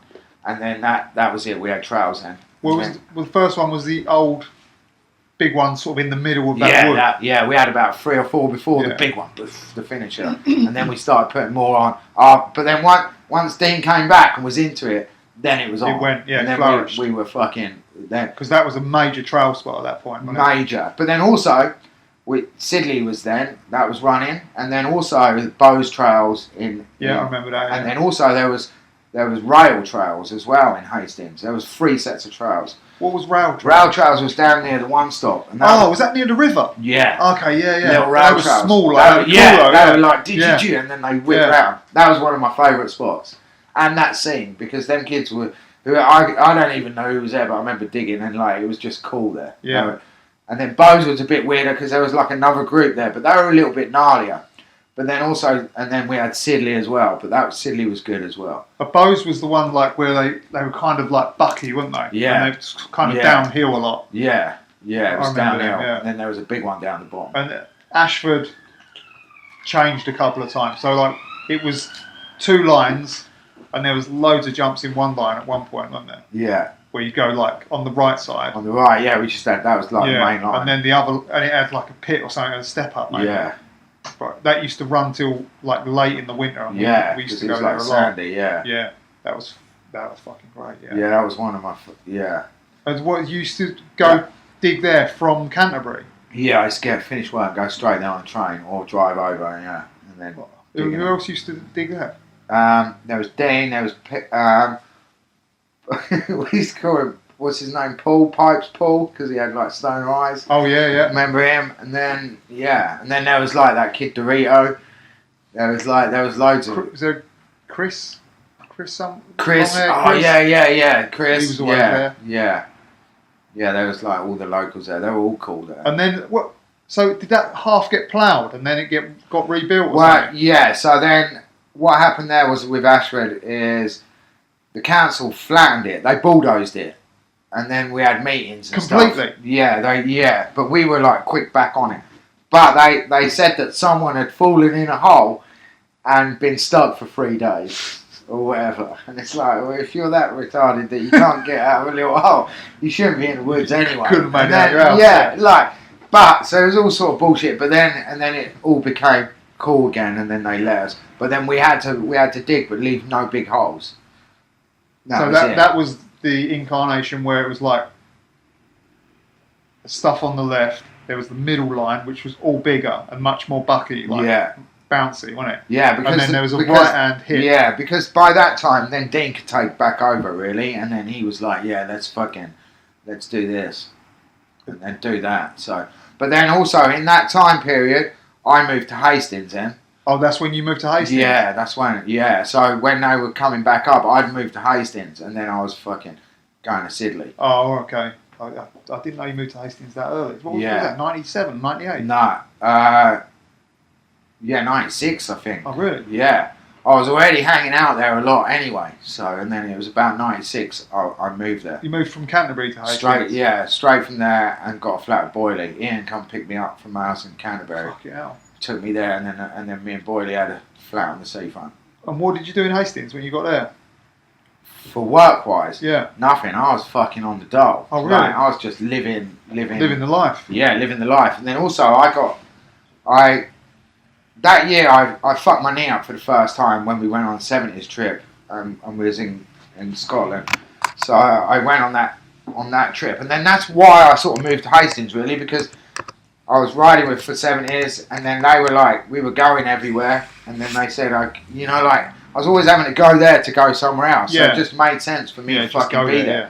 So then I moved there, lived with Boyley, and then I got my knee injury, but then I got signed off. So I was on the dole, but I had sickness benefit, so I didn't even have to fucking sign on. I had this book that you just took to the post office every 2 weeks. Plus it was like another 40 quid a month more or whatever. Benefits on benefits. And then because I remember getting that, and then I bought another. I remember getting a plane ticket going to America for 3 months, and then coming back, and then cashing in my 3 months. Fucking thing. And then they were like, they were really miffed because I had brand new shoes on. I was fucking tan. I was fucking like brand new clothes. And they were like, "What's going on here?" And I was like, "Well, I didn't need it. Now I need it." And then I remember coming straight out of there and going to the travel agents and buying another ticket back to America with that fucking money. Well, you just kept going back to Cali. Yeah, I went there a couple more times. Only a couple more times. Oh, but cool. But it was all benefits paid for. Oh, man. And then also I was sort of like just working on the side, but really I was doing nothing. I was fucking just benefits, riding every day, going to Sidley and riding with Tom Hooper and fucking shit. Yeah, that's fucking good life. Yeah, it was fun. I remember like a few years ago Ian saying like at that part of my life he was really jealous because I was just fucking doing, I was just living it, like fucking. But it worked, like BMX buffet, mate. Yeah. But that's been my whole life since I was a fucking kid. I've just fucking earned money and gone and done what. Nothing's changed, really. Yeah. Like tomorrow, I'm going to work. I'm going to go and live on the building site for a week to get money to fucking go to Swanfest if I can. Nothing's changed. It's fucking weird. Keep it up, mate. Keep on going. I'm trying. So you hurt your knee on what? That's S&M 70s tour. Yeah, S&M 70s tour. So I remember jumping from like the bowl into Livy, was it? Yeah, Livy into the big pool over the big thing, and then I just fucked it up, and then So then that was that one. ACL ripped, and then I got reconstruction on that one. And then I think when that one was good, then I ripped my other one. I can't really remember where I did that. What bowl was you jumping from? So like I think you use jumping like at the end of the half pipe over into the shallow part of the into the pool. Yeah. And it weren't even anything special. Like I just dabbed down, put your foot down, and then and it just. Where else did you go on that trip? We went everywhere, didn't we? We went to Cornwall. We went everywhere on that 70s trip. They were fucking cool. Do you remember who was on that? No, Boyley, I think. I don't know. Ian would have definitely been. Maybe I don't know. Maybe Joe Rich. All right. I don't know. I can't remember. I remember the pictures in it was covered by Dig. I got a fucking full 270X up over the hip there. That was Livy. Yeah, that was Livy over one of the hips. Yeah. Yeah. And so, did you go to Marseille before that? Or I remember like pictures of Marseille. Suddenly, Marseille was like in all the mags. Yeah, so I've been there a couple of times anyway because it was like one of the top skate spot. But I went there, I think, with Nick from Lord. Me and him once just went for a random week. Just the two of you? Just the two of us got a coach, 16 hours or something crazy. Yeah. And we just went and skated, and we stayed in a hostel like right near it, and just ate baguettes and fucking bread and like water, and that was Basked in the sun. Yeah, and just in the sun. I went there for a couple of times, and then And then I've been there a couple of times on the 70s trips as well with Ian. And that, yeah. How was that? They were good. Like I've always liked that skate park. Was that just truck it down to Marseille, or was that stop on way? No, we would normally maybe go to Montpellier, that contest or something. Oh yeah, or something. I think one time we just trucked on down there. Yeah. And went, and stayed there, but then we went to Montpellier as well. Yeah, because they're close. Yeah, it's kind of a couple of hours away once you're down there. And then there was like bike shows like around just after this, 99, yeah. After these years, it was sort of 70s tours. There was a couple of them, wasn't there? And they were weird for me because even though we had all the pros over, like the big pros, I was fucking building them as well. Yeah. So I was fucking working 16-hour days to get it all done because you had to get it done in a timescale. Then ride the fucking contests as well, and then take it all down, and then bring it all back. So it was quite hard. Like we did all of those like that, and then I always did that as well. Always built them and rode them, and then came back as well. Did you do them when they had the setup later on with a metal ramps? No, I didn't do any with metal ramps. You remember them? Yeah. No, that was really. That was backyard jam. Sorry. Okay, no, I did them. Yeah, okay, that's what I meant. Yeah. Okay, yeah. So the bike shows was what 98, 99, 2000. 2000-ish. Was it yeah. 2001? I think there was like a 98. I think there was a 97 as well because there was the one. There was a weird one, 97. Then I think the 98 was a really good one. I don't know. 98 was the Joe Rich and Robbie and stuff. Yeah, that was a fucking killer one. That was good. Yeah, and then 99 was good as well. Where it had the vert ram behind it. Yeah, that's fucking, it. Yeah, and then Rooftop did the fucking 270 and whatever. Yeah. Yeah, they were good. Man. They were fucking really good. But then also at the time, you didn't know how good they were. I was just like, for me, it was a good opportunity. I got paid to fucking build the ramp, so that was a good bit of income because I weren't making any money. And then and then ride the shows. Yeah, and then also from that, because the boys were in town, Joe, you'd get a little road trip out of that. So you'd go and travel as well, which was fucking really good. I'd normally be driver, so. That's what I'm thinking of, the one where we met you on one of them as well. Yeah, we met up north. I think that was late. That was later on in the year, though. Yeah, another 70s tour. That was a tour in August or something, and the bike shows were in April. They were fucking fun, man. Yeah, they were fucking awesome. Did you ride any other jump contests at that point in time? Cologne and stuff. That's what. I went to the Worlds and stuff like that. Yeah, and then also we went to our Rixtal to the Fat Jams. Went to them. We went with you once. Yeah. Yeah, they were. Yeah, remember the Pantera were playing and shit. Yeah, fuck it. And then, dude, they were just mental, weren't they? Because it was like, it's so good to like leave the country and be that. That was when you needed fucking four currencies as well. Yeah, that's it. Like it was just like you go to fucking France, you need French, you need Belgian money, you need Dutch money, and it was like it was just crazy and such an adventure to go. To leave and do that. It's just mental. Yeah, it was fucking liberating. Just leaving everything. Yeah, just fucking on the road. And the unknown. Yeah. Like, just fucking, come on. Adventure. But it always worked out. Like, I fucking love, that's my favourite thing about travelling. It's like, the unknown, but it always works out. So they was the only two, like, jumping contests you rode, was them ones? Or? Yeah. You didn't ride, like, any of them Vans ones, or them European? No, like Dean used to end up going to them a lot. No, I didn't get invited. Okay. No, I don't know why I didn't do them. I was probably off doing something else or something. They was all on Vans, I think. So that's maybe why they ended up there. But no, I won one, didn't I? I won fucking Dirt Jumper of the Year or whatever. Was it? What the world? One of them, yeah. I won one. I can't in Cologne. Okay. Remember. That was fucking gnarly.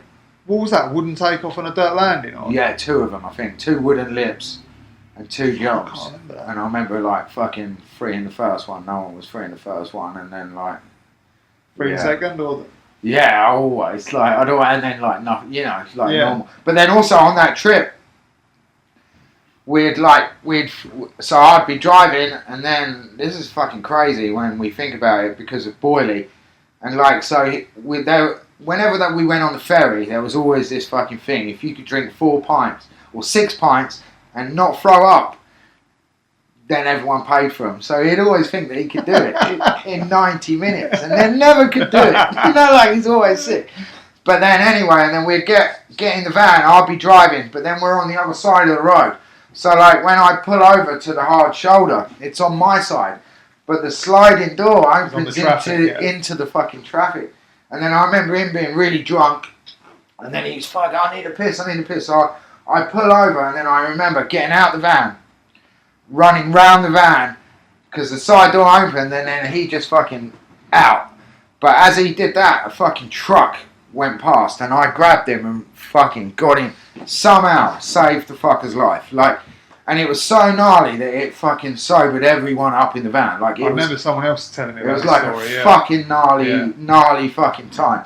Anyway, and then we get to the contest, and then I remember being at the contest, and he's fucking hammered, and then we were out in the nightclub, and then he's fucking getting in a fight, and then I get him, I'm like, fuck, and then I go in and wade in, and then, like, I remember, like, losing my tooth because of him. Like, I got my tooth fucking punched out, but I got him out of this fight, and we're outside, and then obviously he's calling me a cunt and everything, and what the fuck you doing?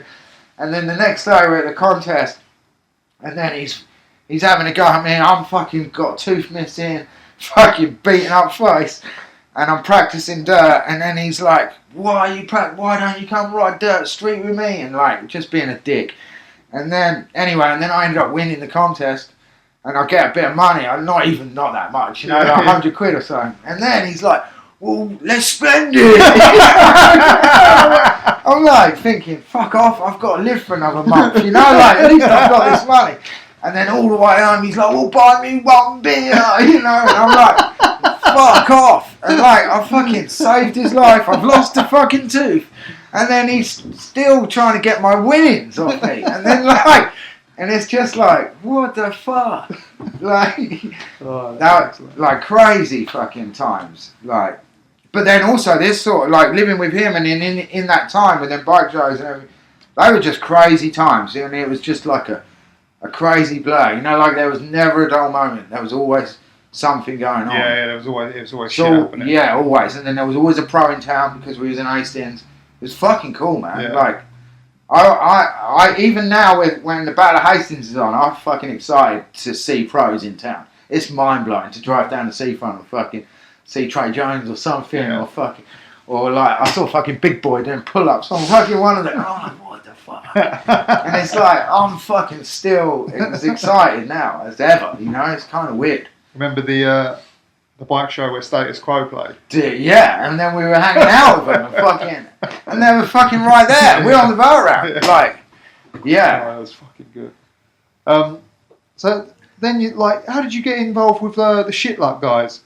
Well then now we're sort of moving to sort of like 2000s-ish. Okay, hold on. So what about Road Falls Europe? Okay, so a little bit before then. Yeah. That's how so Leland was like this fucking jackass, like idiot dude on props, wore a feather boa, wore a thong, and was just like this attention-seeking idiot. Like that's what I thought.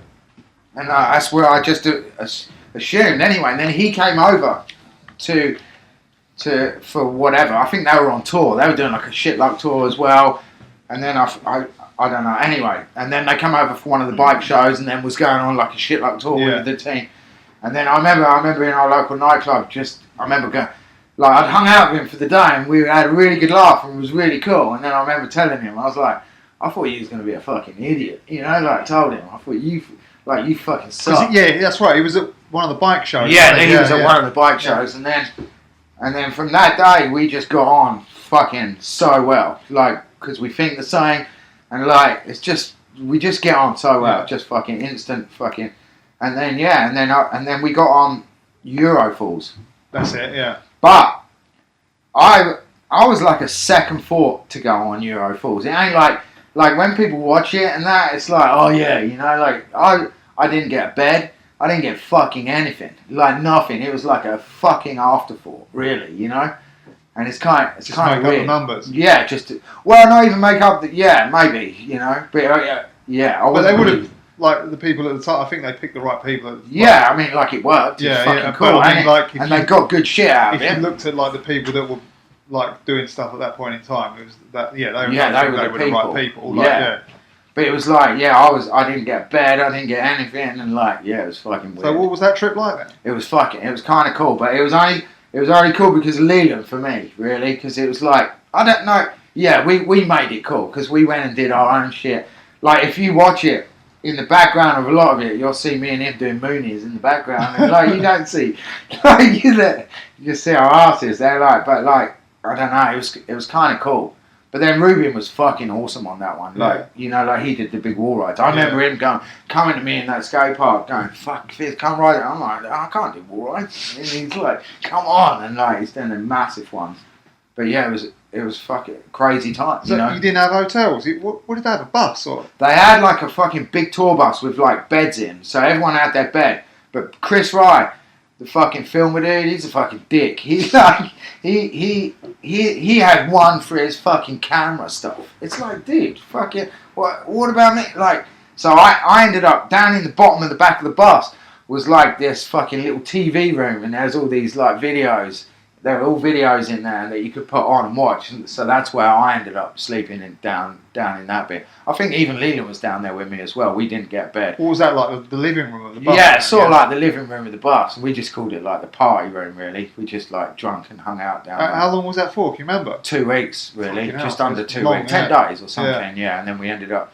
So we left England. Everyone was in Hastings before we went. There was a big party before we went, and then we went to Europe and then come back, and then we was in England. And went up to Northampton as well. Oh yeah, I see, at Redlands. Yeah.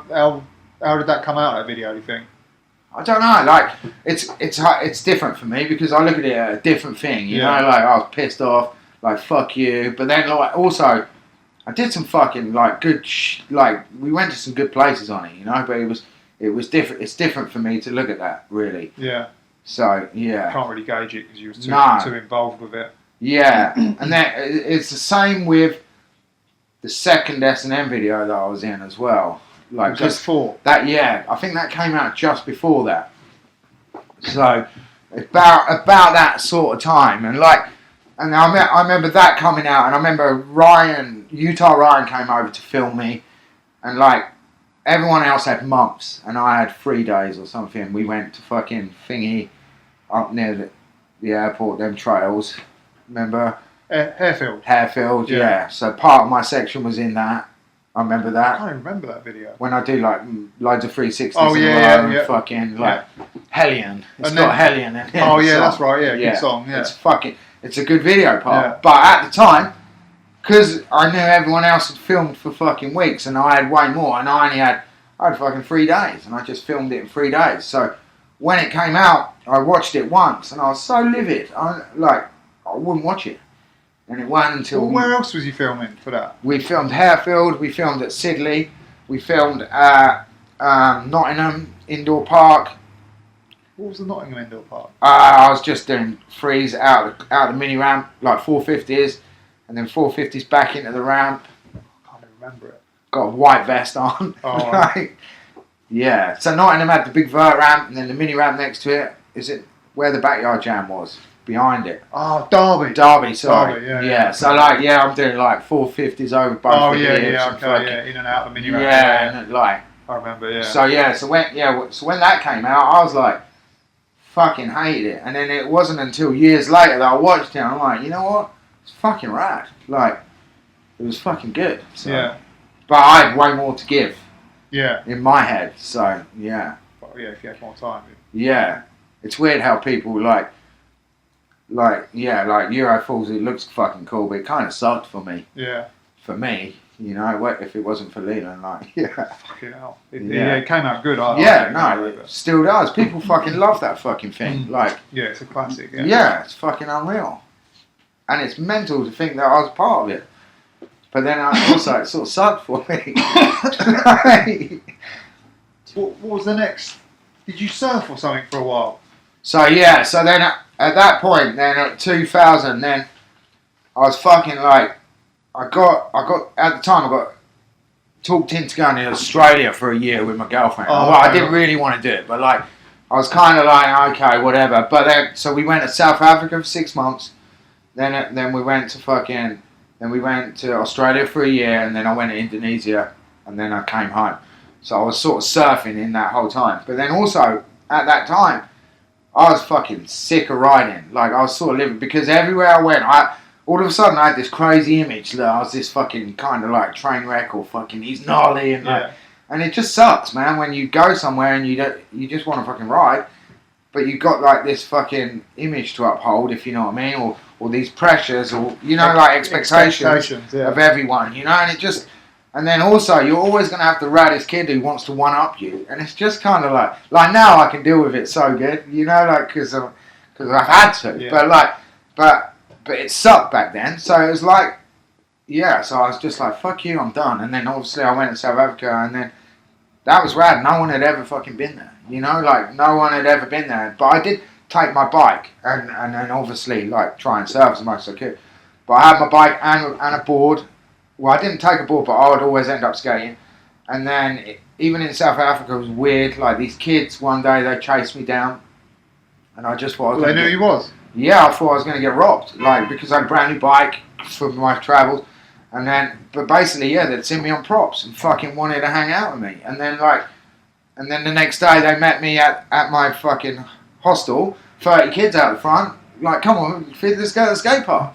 Took me to the fucking skate park, and then for the rest of the time in Cape Town, I was like a fucking king, like, fucking Fids is here, like, but no one had ever been there, and I remember telling Joe Rich this, you know, and then obviously, I think a year later, T1 went out there and stuff, and because it was like they filmed stuff there, didn't they? Untapped territory, like being out there, it was wild. And then the same thing. As soon as I got to Australia, that was like the weirdest thing as well.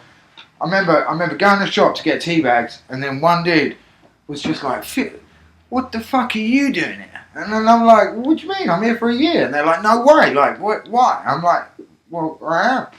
And then and then that was it. And then. Yeah, the whole time in Australia was weird, and then I ended up going to the Australian X Games. That I ended up in that. Oh, you entered that? Yeah, I was in it, but the dirt was fucking.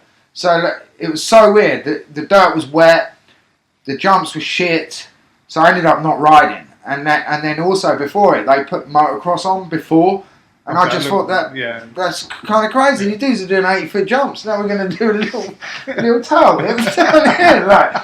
And it was just shit. So I ended up not riding really, but I rode the course, but I just didn't ride it. And then and then after that went to Indonesia, and then in this whole time as well, it was only really like Boyley that was keeping in touch with me, because he was like a bit of a surfer as well, and he was only keeping in touch with me on email. That's all we had. This is before mobiles or anything. And then I was in Indonesia, and then I got an email. I forget. I think it might have been from Stu, just saying that fucking Boyley's passed, like he's done. Yeah. And I was like, fuck. So that was 2003, was it? Yeah. So then I just I think, and then I fucking flew on straight for his like funeral, really. Right. And then it was fucking gnarly. And then that year we had the backyard. Back in Hastings. Jam, up on the fucking thing. Yeah. So yeah. Did you ride that? I rode, but I didn't ride in the contest. Okay. Like, I just put it all together, and we had the dirt jumps. Yeah, that's right. That's when the FBM first come over, and it was fucking. That was a good one. So that's when you got back into riding, when you got back to the UK, or? Well, like I was still riding when I was away as well, but like more. But yeah, I was just like I was riding and skating a lot then. Yeah. What year did you get into like going to Epsom? Okay, so that would have been about 12, 13 years ago. So you after you got back, like 2003, where was you sort of local there? Hastings? I was only in Hastings, yeah. And then them years were like, we were just sort of like, just. You just riding, doing your thing. Yeah, riding, doing my thing there. Yeah, just going wherever. Yeah, and And then it wasn't until and then a little bit later on, then I found Epsom. Someone said about Epsom, and we went there, and then that was it. Yeah. Yeah. So that what do you reckon that was, 2007 or something? What year did you start this shop? 12 12 years ago. 2009. But you.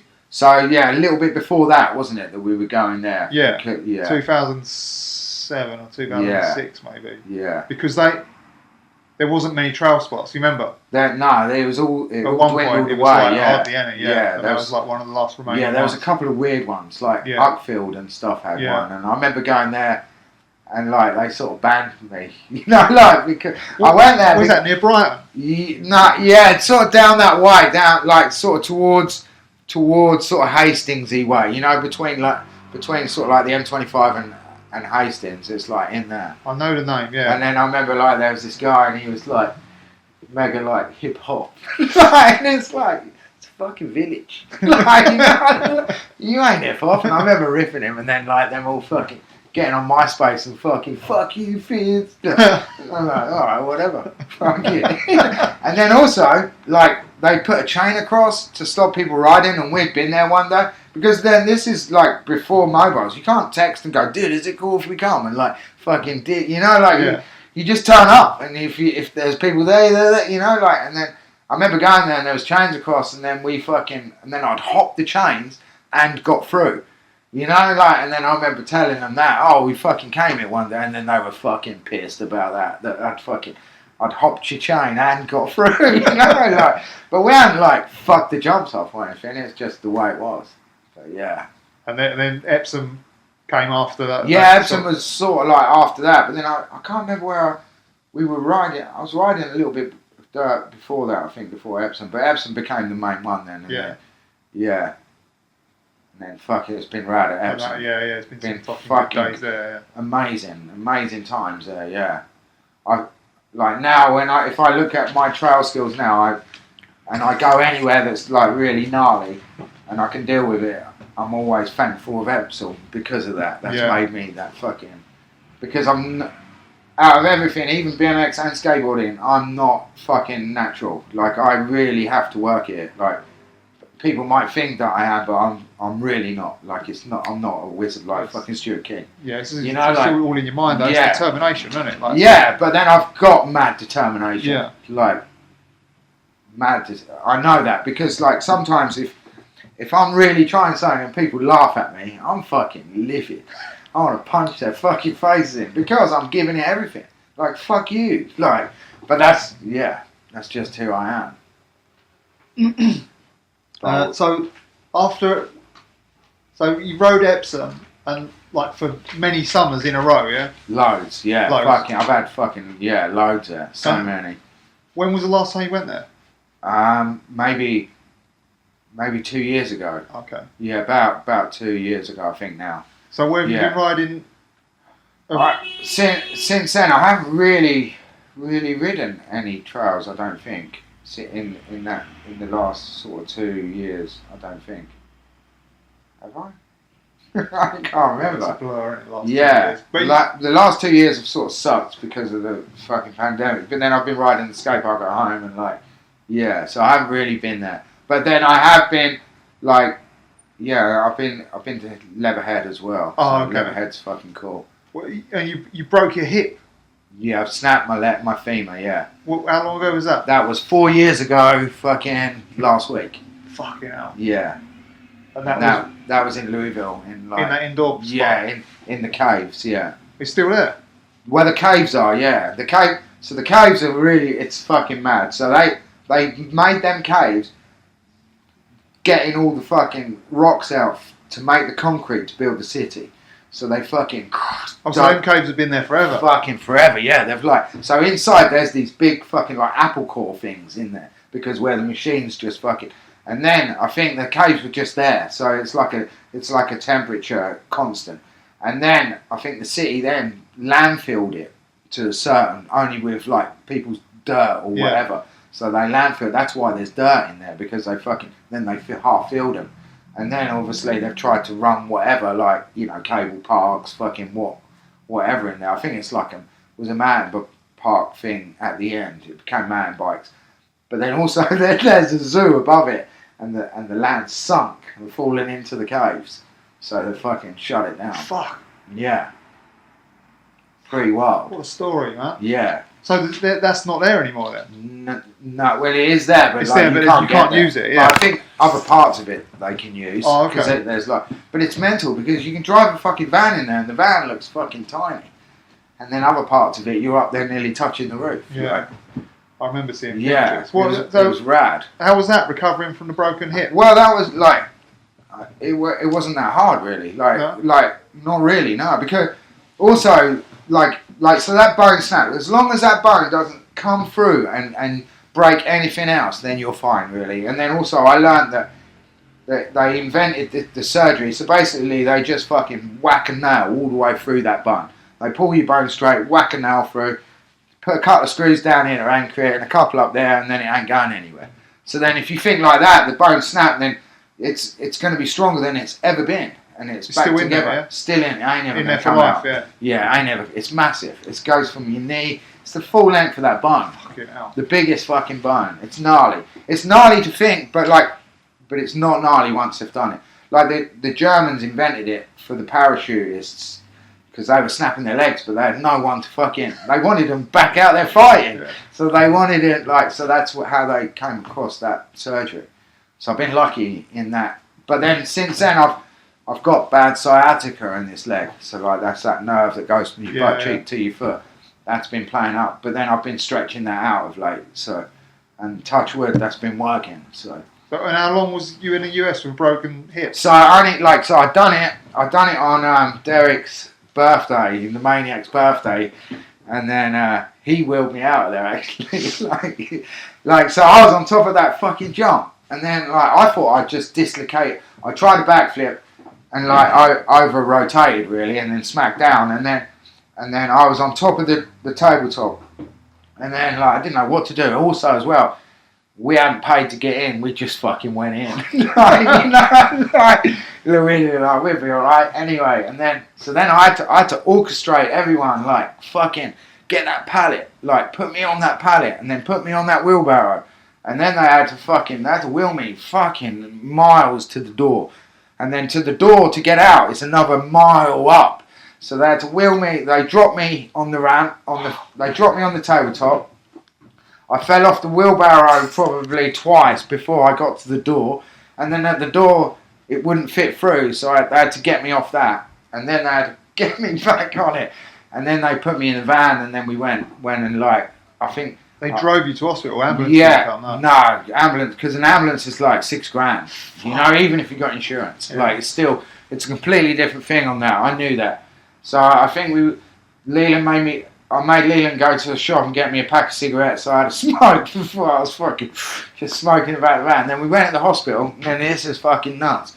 We get to the hospital, and then then they come out of a bed to take me in, and then they're like, but then as they do that, the cops turn up, woo, and they're like, no one can go in, and they were like, what the fuck, and someone had fucking shot 3 people in the AR room, in fucking, just fucking drug related, not killed them, but just, and so they had to fucking make sure that was clear before they fucking got me in, and then I got in there, and then once I was in there, it was one of them hospitals where they accept anyone that hasn't got insurance or anything. I mean, I had insurance, but it was just because we went to one before and they were like, no, we don't deal with that here. You got to go somewhere else. So I was like, all right, cool. And then anyway, we ended up at the ghetto hospital in downtown fucking Louisville. And then, it was just the guy next to me had a broken arm. And I was like, oh, how'd you do that, mate? They're juicing me up with all the drugs now because I'm just in there. And I'm talking to everyone. And then the lady's he's like, oh yeah, I did this, and then later on the lady's like, no, his mates have broken his arm so that they could get drugs, and they're going to share his drugs. I'm like, what the fuck? And then in the end, all the nurses were like, come and meet this Aussie dude. They were calling me Ozzy Osbourne. We got fucking Ozzy Osbourne in here, and then I'm off my fucking head on all the drugs, and and then they just I ended up in my own little side room, and all the nurses would come and have lunch there and hang out and talk. And it was just and then I had surgery next day, and then no drugs. I was like, no, I don't need any. I'm done now. Let's get out of here. And then I was out, and then I was only there for 2 weeks before I flew home. Yeah, so it's the end of the trip. Fuck yeah. But I was going to go to Wheel Mill and everything before that. Yeah, I was on fire then. I was riding good. So that weren't that long ago either, was it? I remember when you 4 did that, years ago. I remember thinking how quick you came back. Like, yeah, I like you was healed fast. Well, like, so I did that. That would have been like February, and then in May we had the fucking flip skate team come to the Source Park, and I fucking did a hand plant on David Gonzalez's board because that kid is one of my favourite fucking skaters of ever. He won Skater of the Year when 12 years ago. Fucking like he was one. I couldn't believe that dude is in fucking Hastings, and he's like such a rad dude. He's fucking rock. He's like everything, isn't he? And just gnarly. Yeah.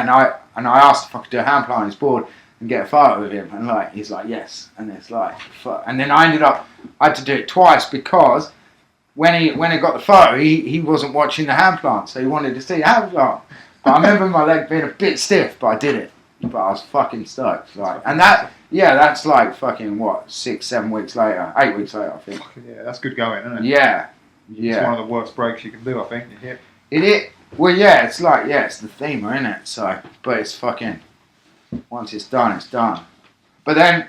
Yeah, in my time as well, like I've got no ACLs in either knees. Like I've got bone on bone. Like I could go. Still? Yeah, 100% now. Like I could go and get blue badge probably tomorrow if I fucking instant. I could be disabled, signed off again. That's what Zach is. Yeah, but Nick told me that the other day. I couldn't believe it. But like I could go and do that, no questions asked. Just buy everything in black and white on the thing. Be disabled, like 100%.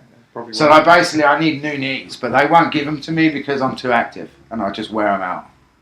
They only last 5 years. Fucking hell. Yeah, maybe you should get that blue badge, work in your benefit. Well, yeah, but I park wherever I want anyway. Yeah, so. So, and then more recently, the skateboard on S&M. Fuck yeah. How did that come about? Don't know. Like, I don't even know. It's fucking mental. So like, I guess Chris has always joked about it, and then all of a sudden, Chris at S&M just fucking DM me, said like, let's make it happen. What, I'm like, all right, cool. And then he sent me like a website where I could pick a shape, and there were some fucking crazy ones on there. But I was like, look, I want this. I like that one because that's like the Jeff Grosso shape, fucking pull deck, and like that's what I want. And then he asked me about graphics, and then I was like, okay, really, would you want graphics? I was like, well, I don't care really, like, let's put a shield on it, let's put middle fingers on it, fucking, that's it, that's all I care. And then he come back with that drawing, and I was like, cool, but he only had one finger. And then I was thinking to myself, well, I don't want to be cheeky, and asked, like, well, can we have him doing 2? Like, it'd be fucking cooler. And like, so I just went, look, can we have him doing 2? So, and then all this happened, right, within fucking days. Like, within a week, I had a drawing, I had, like, it was all fucking... And then when I messaged and said, what about giving him 2? I didn't hear for about 3 or 4 weeks. And I'm like, fuck, what's happening? And then all of a sudden, they come back with a drawing.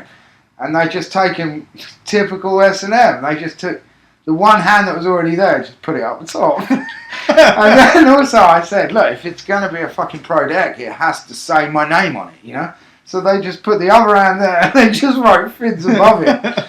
Fucking there you go. Who was the artwork? One of the guys that works there. I'm forgetting his name. I follow him on Instagram. But yeah, It came out good, huh? Yeah, really. Yeah. Like fucking mind blowing. Yeah. Like it's unreal. Yeah.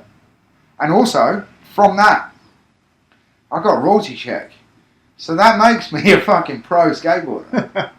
Like, I'm a fucking pro skater, not even a pro BMXer. And they're like, really? Like, I got a royalty check, so I'm a pro skater. At fucking 51. It's fucking fucked. But then also, I got it, and then Ian gave me, I got a prototype one first, before they came out. And I remember having it in the van and driving around, just like I'm not worthy. Like, imposter syndrome, if you know what I mean. Like, and I just was sort of depressed about it. Like, fuck, I'm not worthy. This is yeah, but you say that, but anyone could I could print a skateboard with my name on it. Do you know what I mean? It's easier now, but like but you should, and you've done all that stuff on a BMX. But then and skating, I guess when you look at it like that, but you've done 40 years of riding BMX and skating. Yeah. Yeah, it's fun. He was- Well, like, yeah, but I and still skating at a high level, like. But also, I don't think in my head I'm not that. You know what I mean? Like, Yeah. I'm But just, what is that? yeah, I don't know, but I don't know. I just felt like it was imposter syndrome, like fucking not worthy. But then also sometimes it's like fuck you, I fucking got my own name on the That's board. exactly it. Like, yeah, that's how a little bit now, you know. I mean, I don't know what it must have been like the other night when I went to Vert and they're like, look at this fucking dude, he's got his own board, he's fucking eating You shit. think they surely don't know it's your ball, do they? You think they know it's your ball? Yeah, they all do, Oh, they because do, yeah. fucking Nick said when he went a few weeks before, like, the board got more attention than he did. Oh, Like, okay, you know? okay. And it's quite a big thing in that world because I've had some of them guys message me, like some of the old school skaters, and they're fucking stoked on it. Oh, that's Like, good, isn't it? yeah, it's the whole thing's been unreal. Just Yeah. the love of it's been blew me away. 500 boards fucking sold. I could sell another 100. Yeah. It's fucking nuts. Like, we asked if they were coming back out actually. Yeah. A couple of months. well, like, so then also at the end of that, Chris said, like, you know, about the money, sending me the money. And I'm like, look, what about then? Let's just do another batch, or we make T-shirts, or fucking, you know. He's like, yeah, but I haven't heard any more. So. Yeah. But then also, it made me skate a lot more as well because where like my injuries, like my knees don't work and everything, I'd always sort of put off skating, if you know what I mean. Like, you just go, I'll do it tomorrow, but tomorrow never comes. And then, but of late, I find it so fucking challenging. Like, it's such a challenge. And then every day I go with like a goal, and then I'll where'd you fucking skate? achieve that at the Source Park mainland. Okay, is there indoors. like a bigger bit there? There's an 8-foot bit, but Okay. it's like, you know. Pretty decent. But yeah, but then I've learned to jump the hips properly, Yeah. and like, you know, like when I was just pecking over them. Now I'm getting a few feet, Yeah. and it's all like, it's mad how it all comes back. How far back do you reckon it could come? Skating, like with you. Don't know. I need to learn to knee slide. Once I could fucking dial that in, which I'm gonna, because also like it's made me like I've realised how not supple I am. So I've been like stretching and doing stuff and like. Yeah. And like it's weird how that's coming back, you know, Yeah. because I'm just lazy. I just go home and just do nothing instead of like stretching and it's mad how that's coming back. So it's slowly coming back. So I think I could probably get back into it more. I listened to. Have you ever listened to that Hawk and? Some Jason of them, Ellis? yeah, some of them. It's quite interesting. Yeah. They talk about skating like being older, our age and yeah. like how they do it, and it's quite good. Yeah. Yeah. And I listened to Hosoi who was saying that he lost some weight and he suddenly went up a notch. Yeah, he was like- saying he couldn't believe it. Yeah, because he was always, I'd watch videos of him and you think, why are you holding back? Yeah. But he couldn't hold back, Yeah. he just couldn't get there. Yeah. But yeah, it's weird. Like, I just find it such a challenge and like a mental challenge as well. And then some things I've written off because I just think that my knees don't do that. Like the other day I did Texas plants, but then I got them. Was that with a towel on the? Yeah, Like, I know. Yeah. fucking, like, I just thought I couldn't do it and I couldn't jump on. But then I was doing that was the easy bit. Yeah. It was catching it and fucking doing that I couldn't do. I remember like watching you skate like late 80s or early 90s and that. It was fucking. It was. Dude, hard. when we used to go to that ramp in London Bridge. On the Ewer Street, yeah. Yeah, I would say that was the peak of my skating. I was doing 540s and everything. Like, that place was insane. That was 91, maybe. Yeah, 91, Yeah. just I'd been 21, yeah. Yeah, that's good. Yeah. That place was I remember doing inverts and You could hit pushing my wheels up onto the roof and just staying It there. was like that. Because there was a big curve, in the corner. It's fucking rad. Badass. I saw Craig Johnson there as I well. was there, yeah. Yeah, fuck. Arandita, yeah. Fucking hell. Amazing. That was the time they was over for that shut up and skate. Yeah, for the big When one you- that went yeah, off. you Fucking Steve Hit Schneer. into what was his name? Famous Tom Graholski. Do you remember? I did. Yeah, you dropped in and collided. Like, fuck, I don't remember that. Yeah. But then, because But- he's passed away. who, Tom Graholski? Yeah, I'm pretty sure he has, yeah. I didn't know that. Yeah. Yeah, no, I remember neither of you had dropped in because it Okay. was fucking busy, wasn't Yeah, it? it was fucking And you both dropped in and just bumped into each I know. other, and that was it. You were both gone. Man. Amazing. I don't Yeah. even remember that. Yeah, that was the year after Steve Schneer dropped in on the vert. Right? That was Okay, the year yeah. like Scott Okay. Stanton was there. And Yeah, like, yeah. yeah, it was good. Man. Another It was legend. a fucking time. But yeah, I reckon we've got good good selection there, haven't we? We're there. Yeah. Yeah, that was fucking great, man. Yeah, it was good, mate. Thanks. Fucking mate. Thank you. Man. I didn't know what to fucking expect, but I liked it.